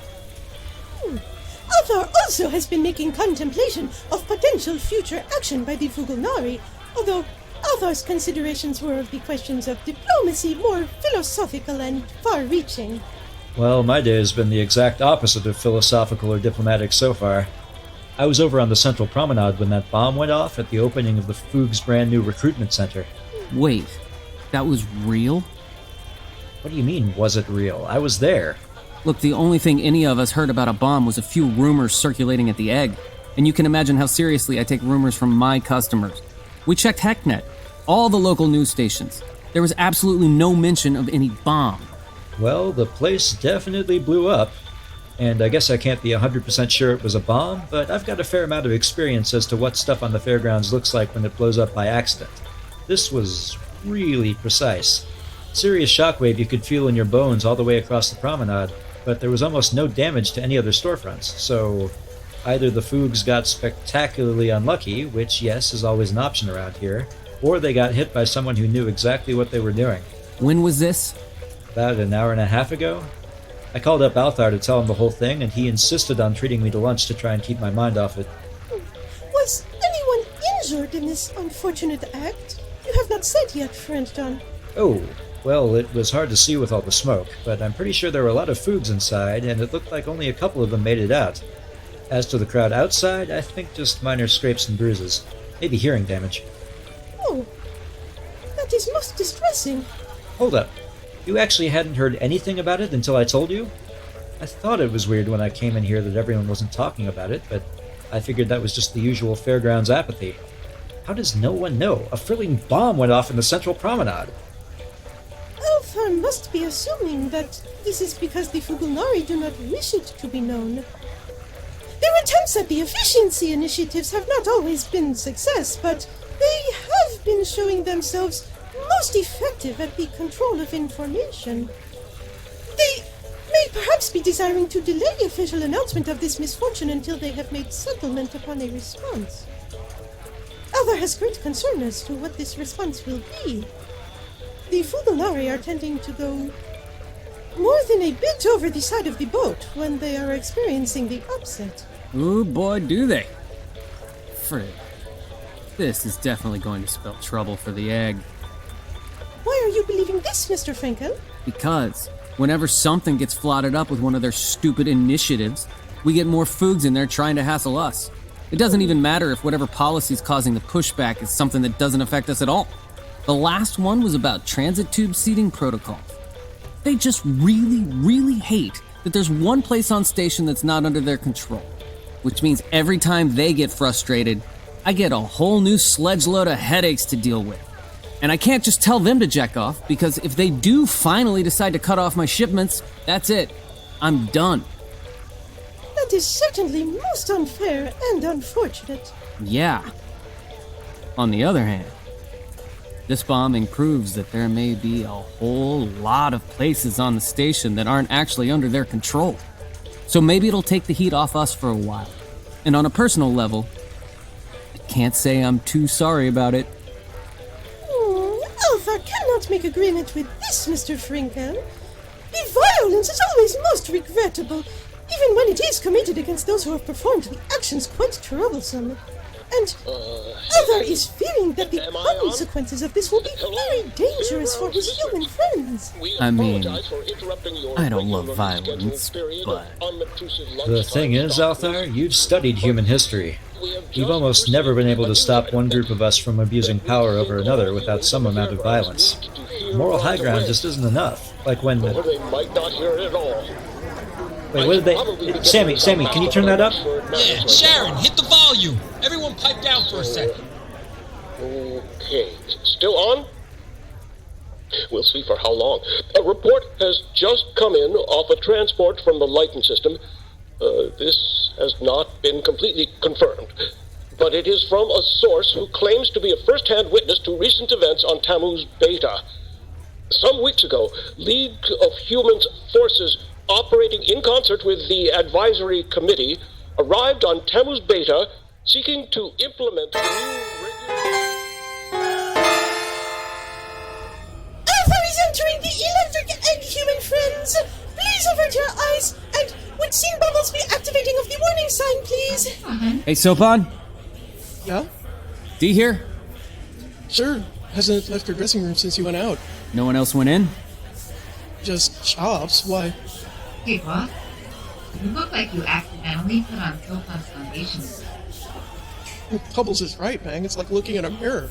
What's got into you? Please, Scene Sopon, have you been hearing any discussion of Tammuz Beta from the customers at the egg? Yeah, actually, those Foogs over there. They were yelling something about Tammuz and, making funk.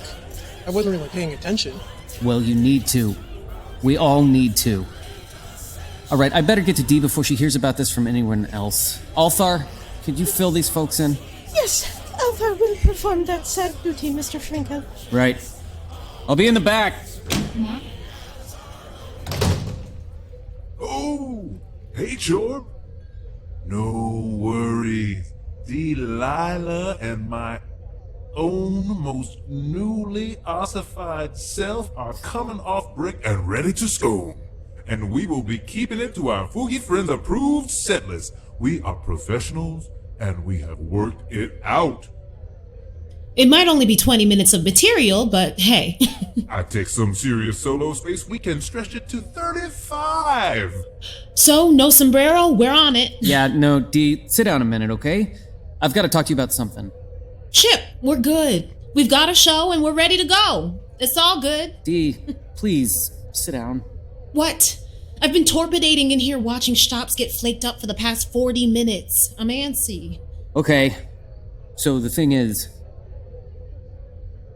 someone has to tell you this, and I'm really sorry it's me. You deserve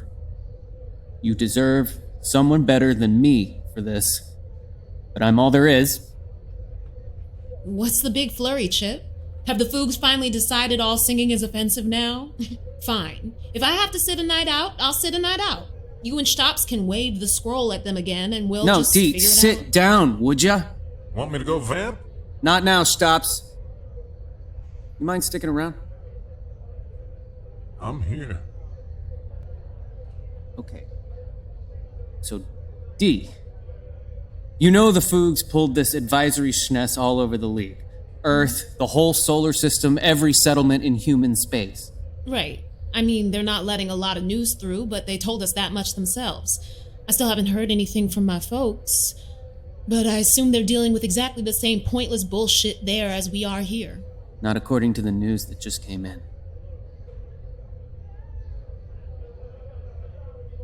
Chip.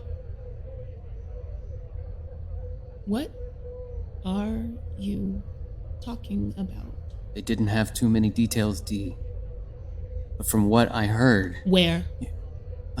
Radio in Sammy's. So whatever happened was at least 3 days ago, probably more. Word's just getting out. One of the local stations got a hold of the news from a witness on a passing ship, I guess. They only got out some of the story before the station went dead. I think the Foogs cut them off. Uh-huh. So what some of a story did they get out before that? Right. Well, I guess the ascension started on the Tammuz moons the same way it did everywhere else.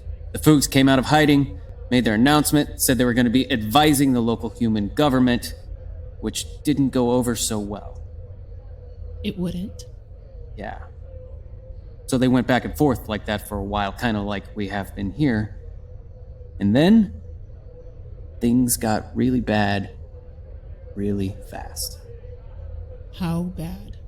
Apparently the Foogs had a bit of a chip on their whatevers anyway because of the whole farming colony thing. So when they started getting some actual pushback, they called in an entire League Forces battalion to enforce the agreement, and they came in. What did they say on the radio? I mean, they were rushing through it pretty quick. I think they knew they were going to get cut off, so for all I know, this was a complete exaggeration. What did they say? The word they used was scouring. Now, who knows what really happened? This is all from just one witness. Maybe what they saw was an isolated incident. Fred, maybe none of it's true. We just don't know. But whatever the truth is, I'm sure the ICSB will have something to say about it. About what? A slaughter that's already happened? What are they going to say? I don't know, Dee. Just look. I don't want you going out there tonight, okay? It's a bunch of Foogs in the house, who I will be kicking out immediately. Right, Xtopps? I may have to get out the scroll again. Do it, man. But before I do that, I'm going to call in all the bouncers who aren't working tonight. These Foogs are loud and wasted and getting more so it might get unpleasant. They're celebrating? Yes, and I'm throwing them out. And we're not allowing any Fulganari in here from now on. Okay? None. Right, Xtopps? I'll issue a Flotten promulgation if they push it.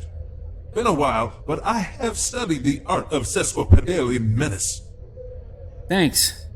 So, Dee, you just stay in here and let me handle this. I'll let you know when the Foogs are gone, and then you can go home and take as much time off as you need, okay?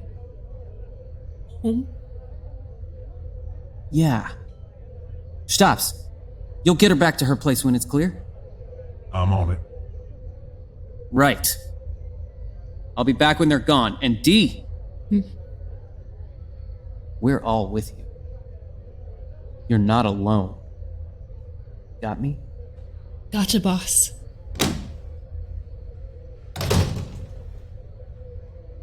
Okay, Xtopps. Come on. We have a set to play. Wait, what? Hey, D. You heard the man. Yeah, and we're late. Let's go. It's showtime.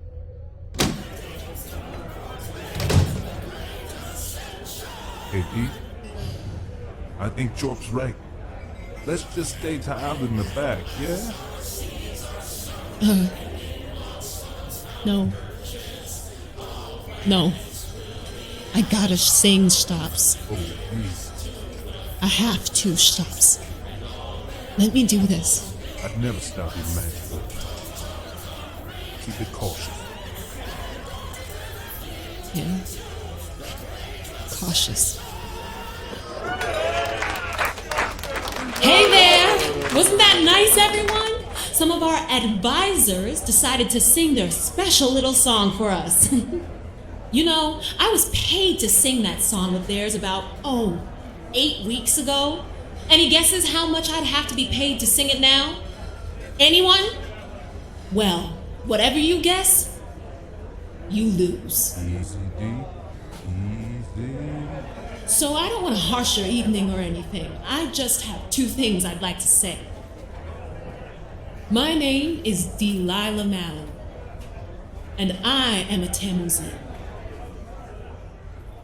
And there was a silly little song I learned back on Tammuz Beta when I was growing up.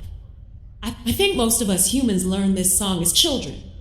Doesn't matter where you came from, Earth, Mars, New Nima. We've all sung it. So feel free to join in, okay?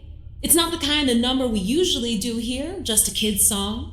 And it's not exactly fashionable right now, but I think our advisors over there should get to hear it. You put your right hand in. You put your right hand out. You put your right hand in. And you shake it all about. You do the hokey pokey and you turn yourself around. That's what it's all about. Come on, humans. You all know this. You put your left hand in. You put your left hand out. You put your left hand in and you shake it all about. You do the hokey pokey and you turn yourself around. That's what it's all about. Sounds like our leafy friends over there want us to listen to their song instead. Why don't we show them what we think of it? Come on, humans. All of you. You put your right foot in. You put your right foot out. You put your right foot in. And you shake it all about. You do the hokey pokey and you turn yourself around. That's what it's all about. Hey, you know what? This is a human song, but that doesn't mean the rest of you can't join in. Any aliens out there like our song more than that oogie schness? Help us out. You put your left foot in. You put your left foot out. You put your left foot in. And you shake it all about. You do the hokey pokey and you turn yourself around. That's what it's all about. There we go. And there they go.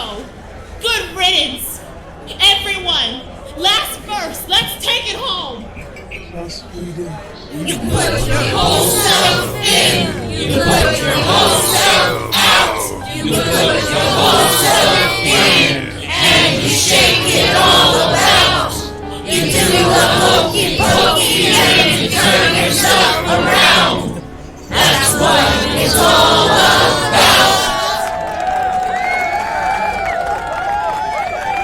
You are to end this demonstration immediately and return to your residences or temporary lodgings.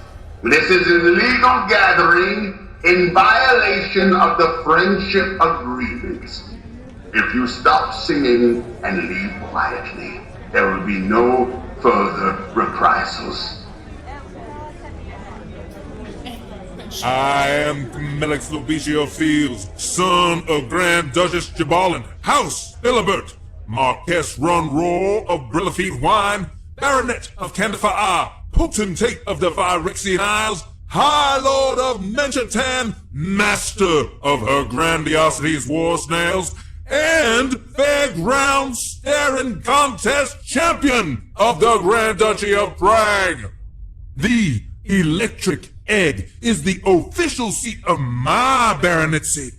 You will cease threatening my guests and leave my territory immediately, or face the wrath of the Zibberdont Empire! Holy fuck.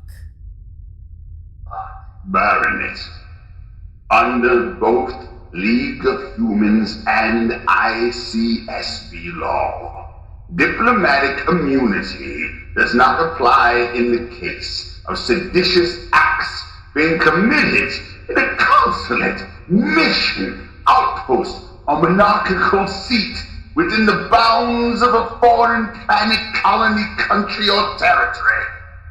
If you continue this obstruction, you will be in violation of interstellar law. This unauthorized gathering will disperse immediately, and Barrett, you will lower all your arms and drop the weapons you are holding at once. These are the 6 scepters of Grand Matriarch Jethren, you uncultured barbarian.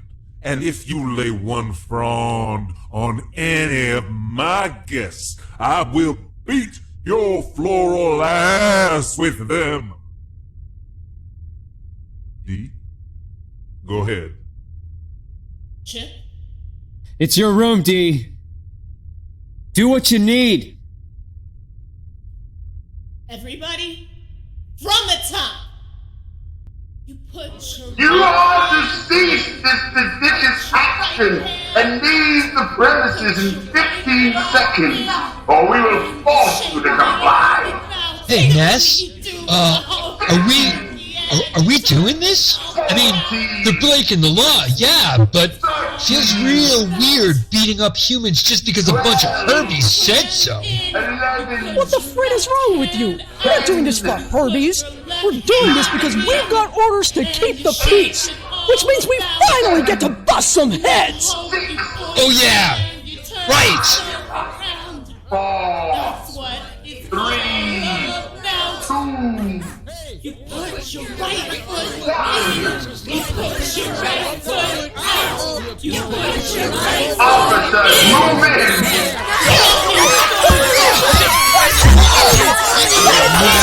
Take them all. Take them all in.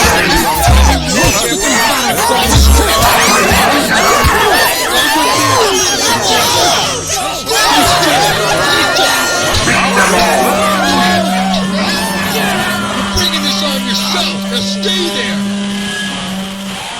Sit down.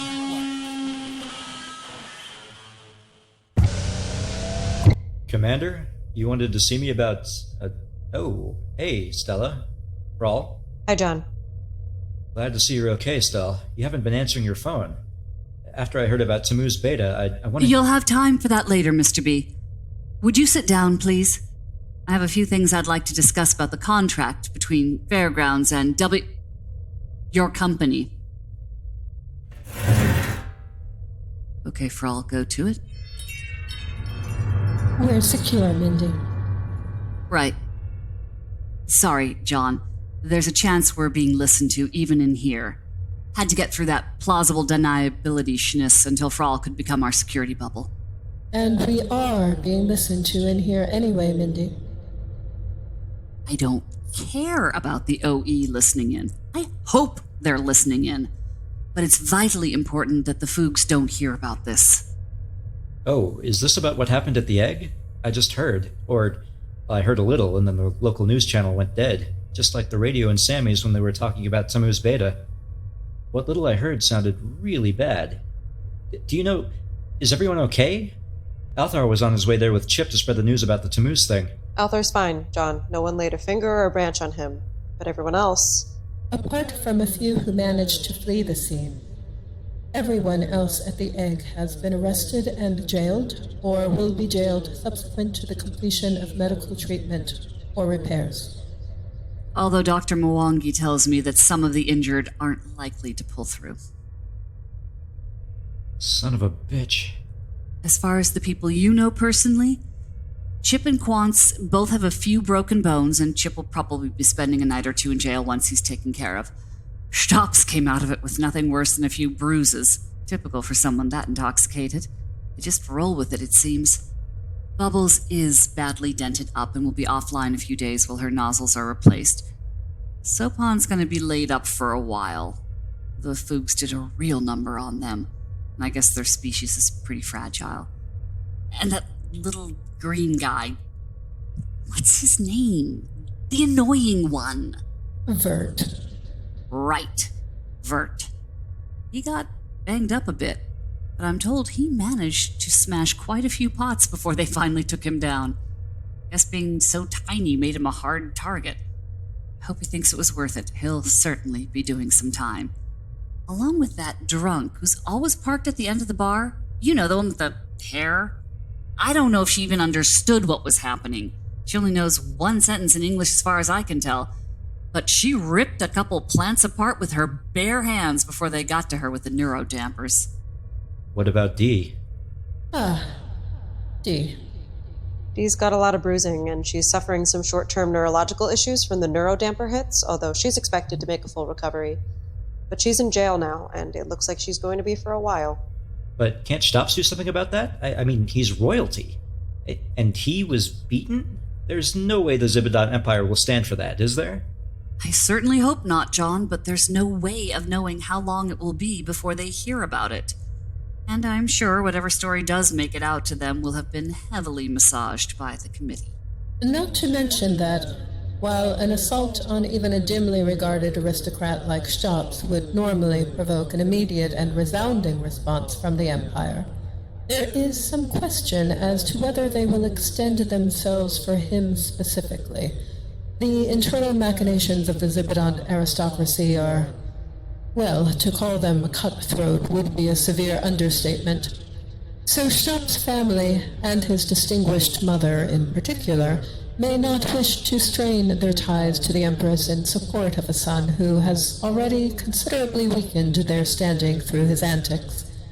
We will have to wait and see whether the Grand Duchess considers her honor and her affection for her son to be worth the considerable expenditure of social capital it would require to convince the Empress to intervene.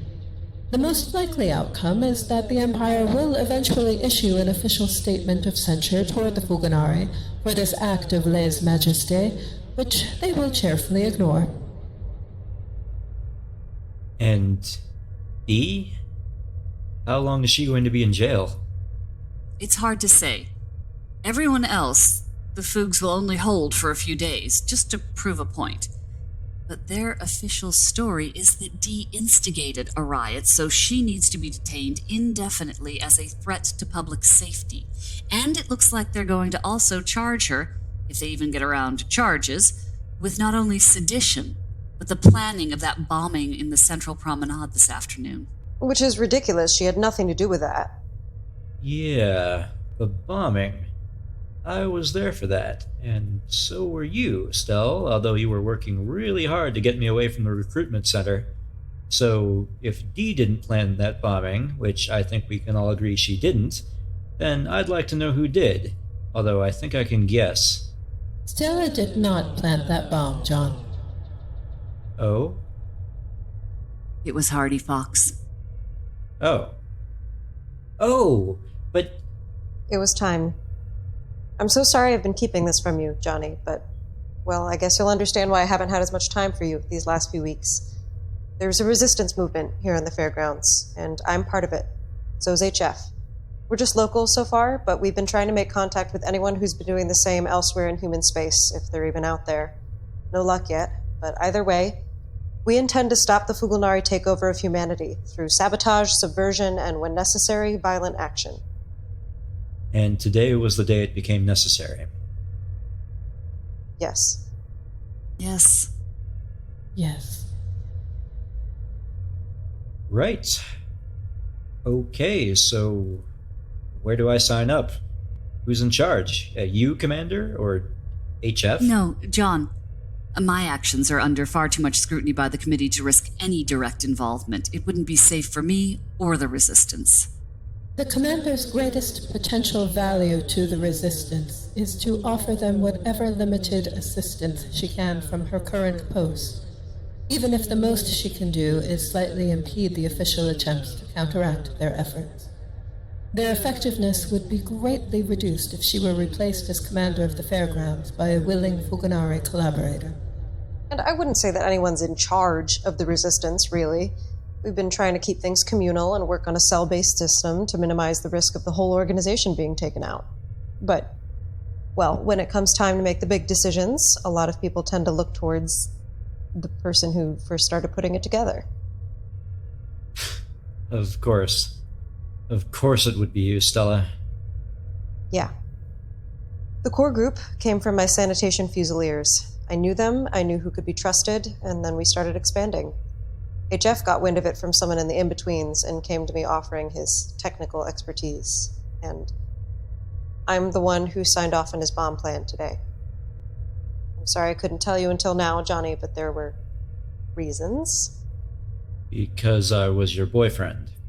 I wish it was just that simple, John. Yes, I love you, and I wish I could say that my whole reason for keeping you out of all this was to keep you safe, but as much as I want that, not letting you get involved was more for tactical reasons. Tactical? When I first started thinking about our possible strategies going forward, and all the possible Fugalnari responses to those strategies, I realized that someone like you could be exactly what the Resistance needed as a strategic instrument to be brought into play when necessary. Strategic how? How close are you with Frondrinax these days, John? I've been turning and walking the other way every time I see her. What do you think? She subjugated my entire species. But before the Ascension, you were pretty close to her, yes? I guess. If you'd asked me back then, I probably would have laughed and said she was annoying but harmless, always showing up at the most inconvenient times, coming into our apartment uninvited, which, yeah, makes me feel pretty stupid looking back on it now. But I don't know, I guess I do miss the silly, sweet, slightly dotty old Mrs. Frondrinax, even if she never really existed. Althaar actually thinks her whole mission here was to try and keep him from getting too close to any humans, that she was doing all she could to subvert our friendship, but I don't know.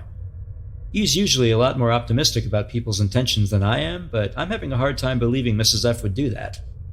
I suppose it makes sense, though. It does. We'd like you to start talking to her again, and keep her talking. See what she might let slip about the Fugalnari's plans. They're well organized as a whole, but individually some of them get careless and sloppy. They like to talk. Yeah, when HF and I were pulling our clumsy albeit successful rescue of Miss Sophie, we heard one of the guards say something about Tammuz Beta. Didn't mean anything to me at the time, but... See, yes, that's exactly what we're going to need. And Mrs. Frondrinax is a particularly likely source of useful information.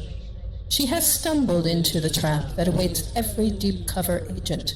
The false self she was presenting to the world has become more real than she had ever intended. She is no longer entirely comfortable among her own people, and they, in turn, suspect that her loyalties may not be as solid as they once were. She is, in short, lonely, and will very much welcome a sympathetic ear, no matter to whom it is attached. So we need you to listen and learn as much as you can. But what if they suspect you're with the Resistance? Being your boyfriend is probably going to get me labeled a security risk at the very least. I won't be around, John. After tonight, me, most of the Sandy crew, HF, a few others, we're going into the in-betweens full-time. So they'll know you're with the Resistance. How am I supposed to convince them I'm not? John, here's how it's going to go down. After tonight, we won't see each other again until the day after tomorrow. You'll be on the Central Promenade at 1337 hours, hanging around outside the recruitment center. The committee have made reopening it their top priority. It should be up and running with at least a skeleton crew by then. You'll be considering whether or not to go inside. I will run into you there, and we will have a fight. I won't tell you exactly what about. It's better if you're not over-prepared, but I'm sure you have some idea. Just follow my lead. And it's gonna hurt, baby. I'm sorry. I'm so sorry. But this is how it needs to be. I'm going to walk away, and you'll take a moment, and then walk into the recruitment center. You'll tell them you're now in charge of your company's office on the fairgrounds, you're a friend of Mrs. Frondrinax, and you want to know how you can help the Fugalnari cause. And then you listen to what they tell you to do, and you do it. Okay, this is like the 43rd most upsetting thing about this plan, but don't you think all that's a little melodramatic and obvious? Not really. The Fugalnari aren't big on emotional subtlety, especially when it comes to mammals. And they genuinely believe humans should want to help them. They're unlikely to question it. Okay, so then what? I work for them? Mostly just around them. You do your regular job or whatever else they tell you to. But you listen. Okay, so I'm walking around wearing a stupid headband that says I'm a traitor to my species and doing whatever the Foogs want so they'll start feeling chatty while I'm around. How do I get in touch with you if I learn anything? You don't. We can't risk it. I have to stick to the in-betweens, keep on the move. So you absolutely can't come to me or do anything that would show you know there's anything going on in there. You'll report to me, John. Right here. You're already needed on the bridge at least once every 3 weeks for that one stupid wire that keeps shorting out on us. Just mention confidence while you're out there making repairs, and I'll remember that the espresso machine here in my office has been giving me some trouble. Frau will do their cone of silence bit and provide a plausible simulation of you cussing out a malfunctioning group gasket for anyone who might be inclined to eavesdrop, and we'll be able to speak freely. Every 18 to 24 days, thereabouts. And the rest of the time, I walk around being hated by just about everyone else on the fairgrounds. But not all of them. And that's important. We need to know about collaborators, too. Which humans might be doing the same thing you are, but for the other side, and which aliens might be leaning for or against joining up with a committee. And we'd also love to find out which side of all this the bots are going to fall out on. That might end up being incredibly important, and they may trust you more than any other human on the station. Which I know was a pretty low bar to clear, but still. Basically, we just need you to keep your ears open and use your instincts. Everything's still too up in the air to give you any instructions clearer than that. Yeah, no, that is unfortunately completely clear and totally logical. So, when will I get to see you during all this? You don't. Ever? Ever. Until all this is over and the Fugalnari are gone or we're dead. That's how it is. Stella... And that's true whether or not you choose to help us. Oh, choose. I have a choice about all this. Of course you have a choice, John. Even if you were a member of League forces, we would never force you to accept such a weighty and perilous mission.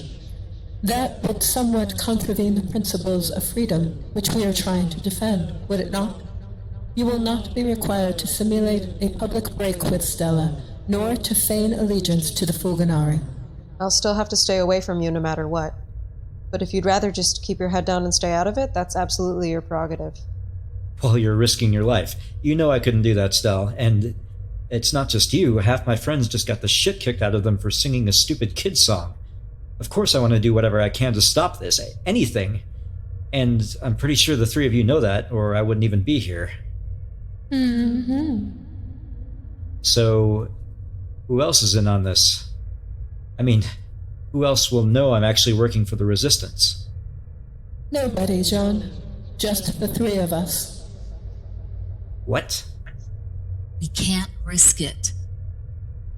I mean, I appreciate that, but isn't there anyone who... No, John. While we appreciate that the general disdain generated by your public embrace of the Fulgunari will be a heavy burden indeed, the risk of losing a unique potential asset is too great to allow even one potentially untrustworthy individual to learn of your true allegiance. Not even HF?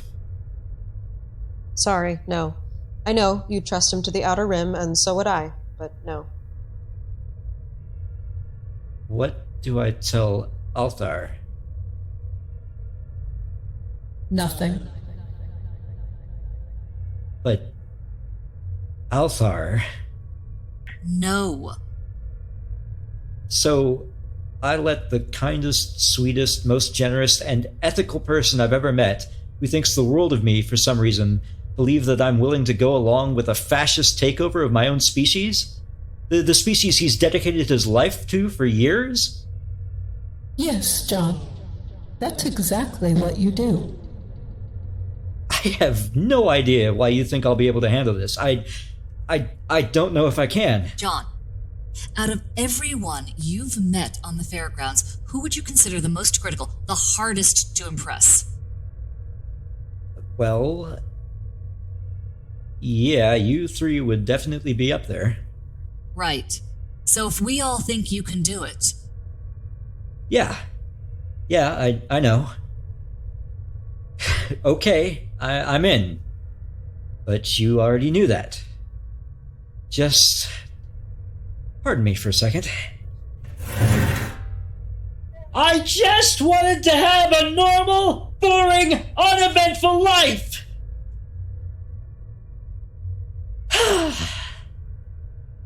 Just needed to get that out. Sorry. I'm good now. So, I guess I should go. John B., if you would like some privacy in order to say your goodbyes to Ms. Reyes before you are forced to part, I would be able to arrange that for you at this time. No, I don't think so. If I'm going to do this, I have to start right now. I'd better get home and see how Althaar's holding up. Unless... oh, sorry, Stella, I should have asked. Did you want to... No, Johnny. I love you, and I'll miss you, and I'll see you for real on the other side of this. Yeah. I love you too. Alright, I'll see you at 1337 on the Central Promenade day after tomorrow. Commander, Frall, I guess I'll be seeing you the next time you need a 16-gauge splice. I'll be the guy on the stupid headband. Thank you, John. Good luck. I'll see you out.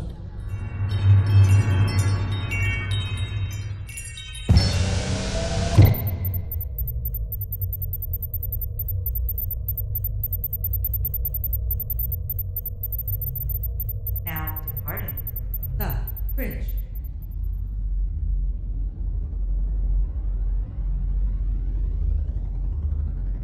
Now arriving at Olive 1.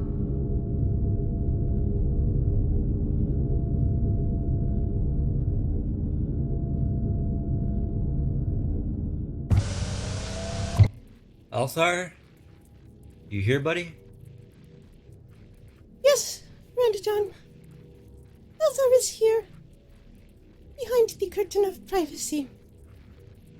I heard a little about what happened at the egg. You want to talk?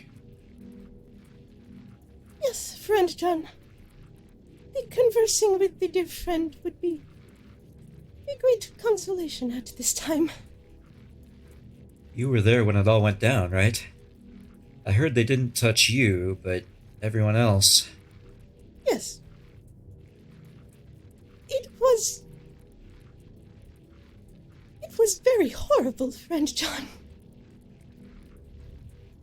Althaar had never before perceived physical violence in the person. At least, none that was of such deliberateness. And certainly none that was practiced on those who are dear to Althaar. He has, of course, studied the violence of history, and observed the fictional depictions of it. But to be present when it is occurring is a thing of much difference. It's okay, buddy. There was nothing you could have done. Althaar did consider unconcealing himself from behind the Big Blotch Hunter 2 machine so as to stop the human forces of security who were practicing some of the violence. But then he had concern that this would make incapacitation also of the humans who were attempting to flee the violence, and this would leave them at the mercies of the Fugalnari forces. And these mercies, Althaar thinks, are very small indeed. So, Althaar did not emerge, but merely made employment of the forces of security to cease their strikings and neuro-scramblings. And they were not listening to Althaar. So, in the end, Althaar was doing nothing of use. You can't blame yourself, Althaar. Althaar must contradict you, dear friend, as he is doing so at this moment. Yeah, I know. But listen, this was a long time coming, and if it hadn't happened today, it would have tomorrow or the day after that, or... And I know how hard you've been working to keep this whole Fugalnari thing from going bad, but sometimes trying just isn't enough. And that sucks, buddy, I know, but I also know you're going to get up again tomorrow and keep trying anyway, because that's what you do. So now I think we should both get some sleep. As a very good friend once told me, it is a truth that many troubles will still be present when you are rising, but you will be better shaped to deal with them. Yes, Althaar will sleep. But not before Althaar has written several more letters to his friends and teachers on Iltor. Althaar has been corresponding with them for some weeks in the hope of resolving his many confusions about the Fugalnari way. But after tonight, Althaar believes his confusions about the Iltorian way are outnumbering even those. Althaar has some envy, friend John, that the human way seems to present your own people with much less confusement. Maybe. I still find other humans plenty confusing sometimes. Althaar, you trust me, right? Of course Althaar is trusting friend John. Did you trust Mrs. Frondrinax? In a sensing, yes. But not the same way that Althaar trusts friend John. Althaar is always attempting to act with kindness and generosity, and he is hoping always that others are doing the same. But Althaar's studies have taught him that this is very often not the case. And, of course, Althaar believes his studies into human culture have given him some understanding of where friend John is emerging from.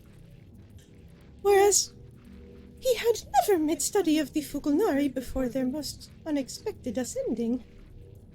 He had not anticipated this would be of such great necessity one day. It is unfortunately not a possibility to make detailed study of every culture in the galaxy, friend John.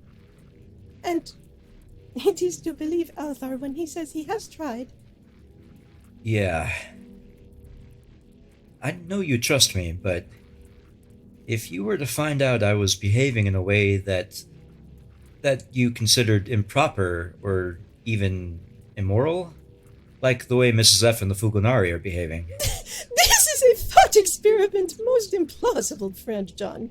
Right, but if I did, what would you think? Althaar would believe that friend John must have some very good reason for behaving in such a fashion.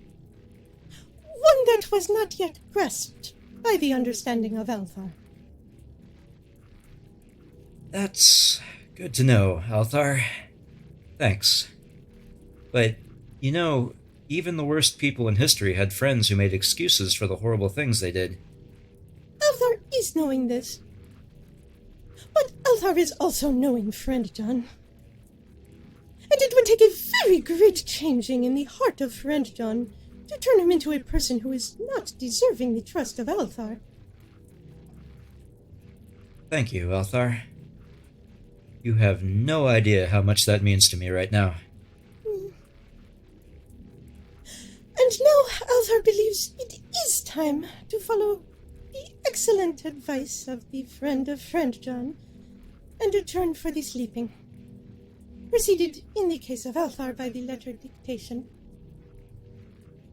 Althaar is wishing you a restful sleep cycle, friend John. Pleasant dreams, friend Althaar.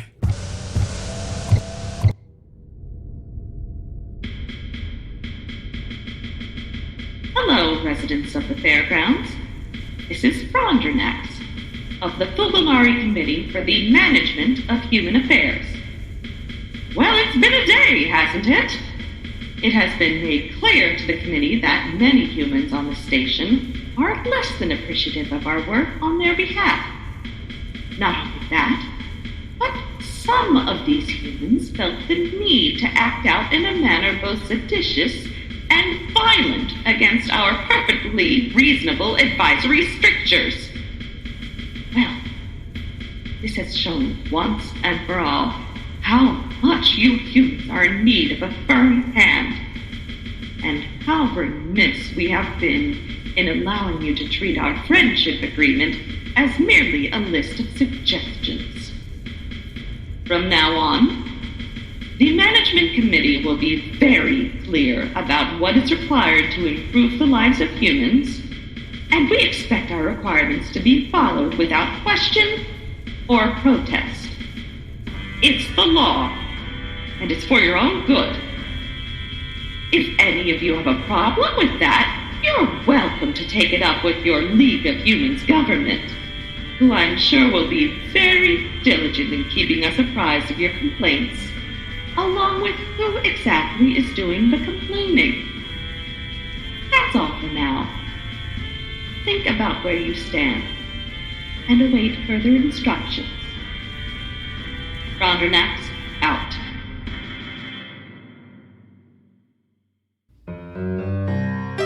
You've been listening to Life with Althaar, episode 26. This episode was written by Ian W. Hill for Gemini Collision Works and starred Derrick Peterson as Xtopps, Zuri Washington as Dee, Berit Johnson as Althaar, Chris Lee as Chip Frinkel, Amanda LaPergola as Mrs. Frondrinax, John Amir as John B., Ivanna Cullinan as Commander Torianna, Alyssa Simon as Lieutenant Commander Frall, and Eli Ganias as HF, and also featured Philip Cruz, Lex Friedman, Ian W. Hill, Anna Stefanic, Linus Gelber, Olivia Baseman, Holly Pocket McCaffrey, David Arthur Backrack, and Rolls Andre. Life with Althaar was created by Berit Johnson and Ian W. Hill. Berit is the supervising producer, showrunner, and script supervisor. Ian is the audio producer, sound designer, and technical supervisor. The writer's room consists of Berit, Ian, John, Amanda, Chris, Philip, Lex, and Linus. Theme and interstitial music composed and performed by Anna Stefanic. Life with Althaar logo and illustration by Dean Haspiel. Library music and sound effects licensed from Storyblocks. The entire production is copyright 2020 Gemini Collision Works. this is the end of Season 2 of Life with Althaar. We will be back every other week with our third and final season starting July 2nd, 2021. But please keep checking our social media for between-season information, and please support our Patreon and merch store. So until we return with more Tales from the Fairgrounds, let's check in on our pal Althaar as he dictates a letter back home to Iltor. And so, most honored teacher Chimwelrig Sonifrisflum Gorstanber Wikians, these are the facts, as best as Althaar's subjective understanding may convey them. There is the violence, and there is the law. And the violence observed by Althaar was permitted entirely by the law, because of the arrangement made between the Fugalnari and human government, which, of course, Althaar must once again be noting he believes was achieved by much deception, and possibly also by still more violence that has remained thus far concealed. So, the great suffering Althaar has observed cannot be ended by the law. But it can also not be endured by Althaar. He has seen no way yet to make resolution of this. But he must be asking, if the precedents and principles of Iltor cannot make prevention of this suffering, is this not evidence of a great lacking in these precedents and principles? Yes, the risk of making interference in that which may be imperfectly understood is a great one, but is this truly a risk of more weightiness than that of permitting the suffering that may with interference be ended? Is it always the arrogance to look at the actions of another and say, "No, you must not do this terrible thing"? Are there not times when this may be necessity to pursue in fullness the aims of friendship and understanding? Please pardon Althaar, dear Chipwelrig Sonifrisbum Gorstanber Wekians, if his questions are foolish. It is a truth that he is still beginning his journey, and he is knowing that his experience is but a tiny pebble beside the great mountains of wisdom gathered by the many generations of his predecessors. Althaar is very much hoping that you are seeing an answer to these questions, that Althaar's proximity to them has perhaps prevented him from noticing himself. So, Althaar is thanking you for continuing your attentions, and he will be most pleased to receive the responding of his most perceptive and generous teacher and friend. And he is always remaining your faithful student, Althaar.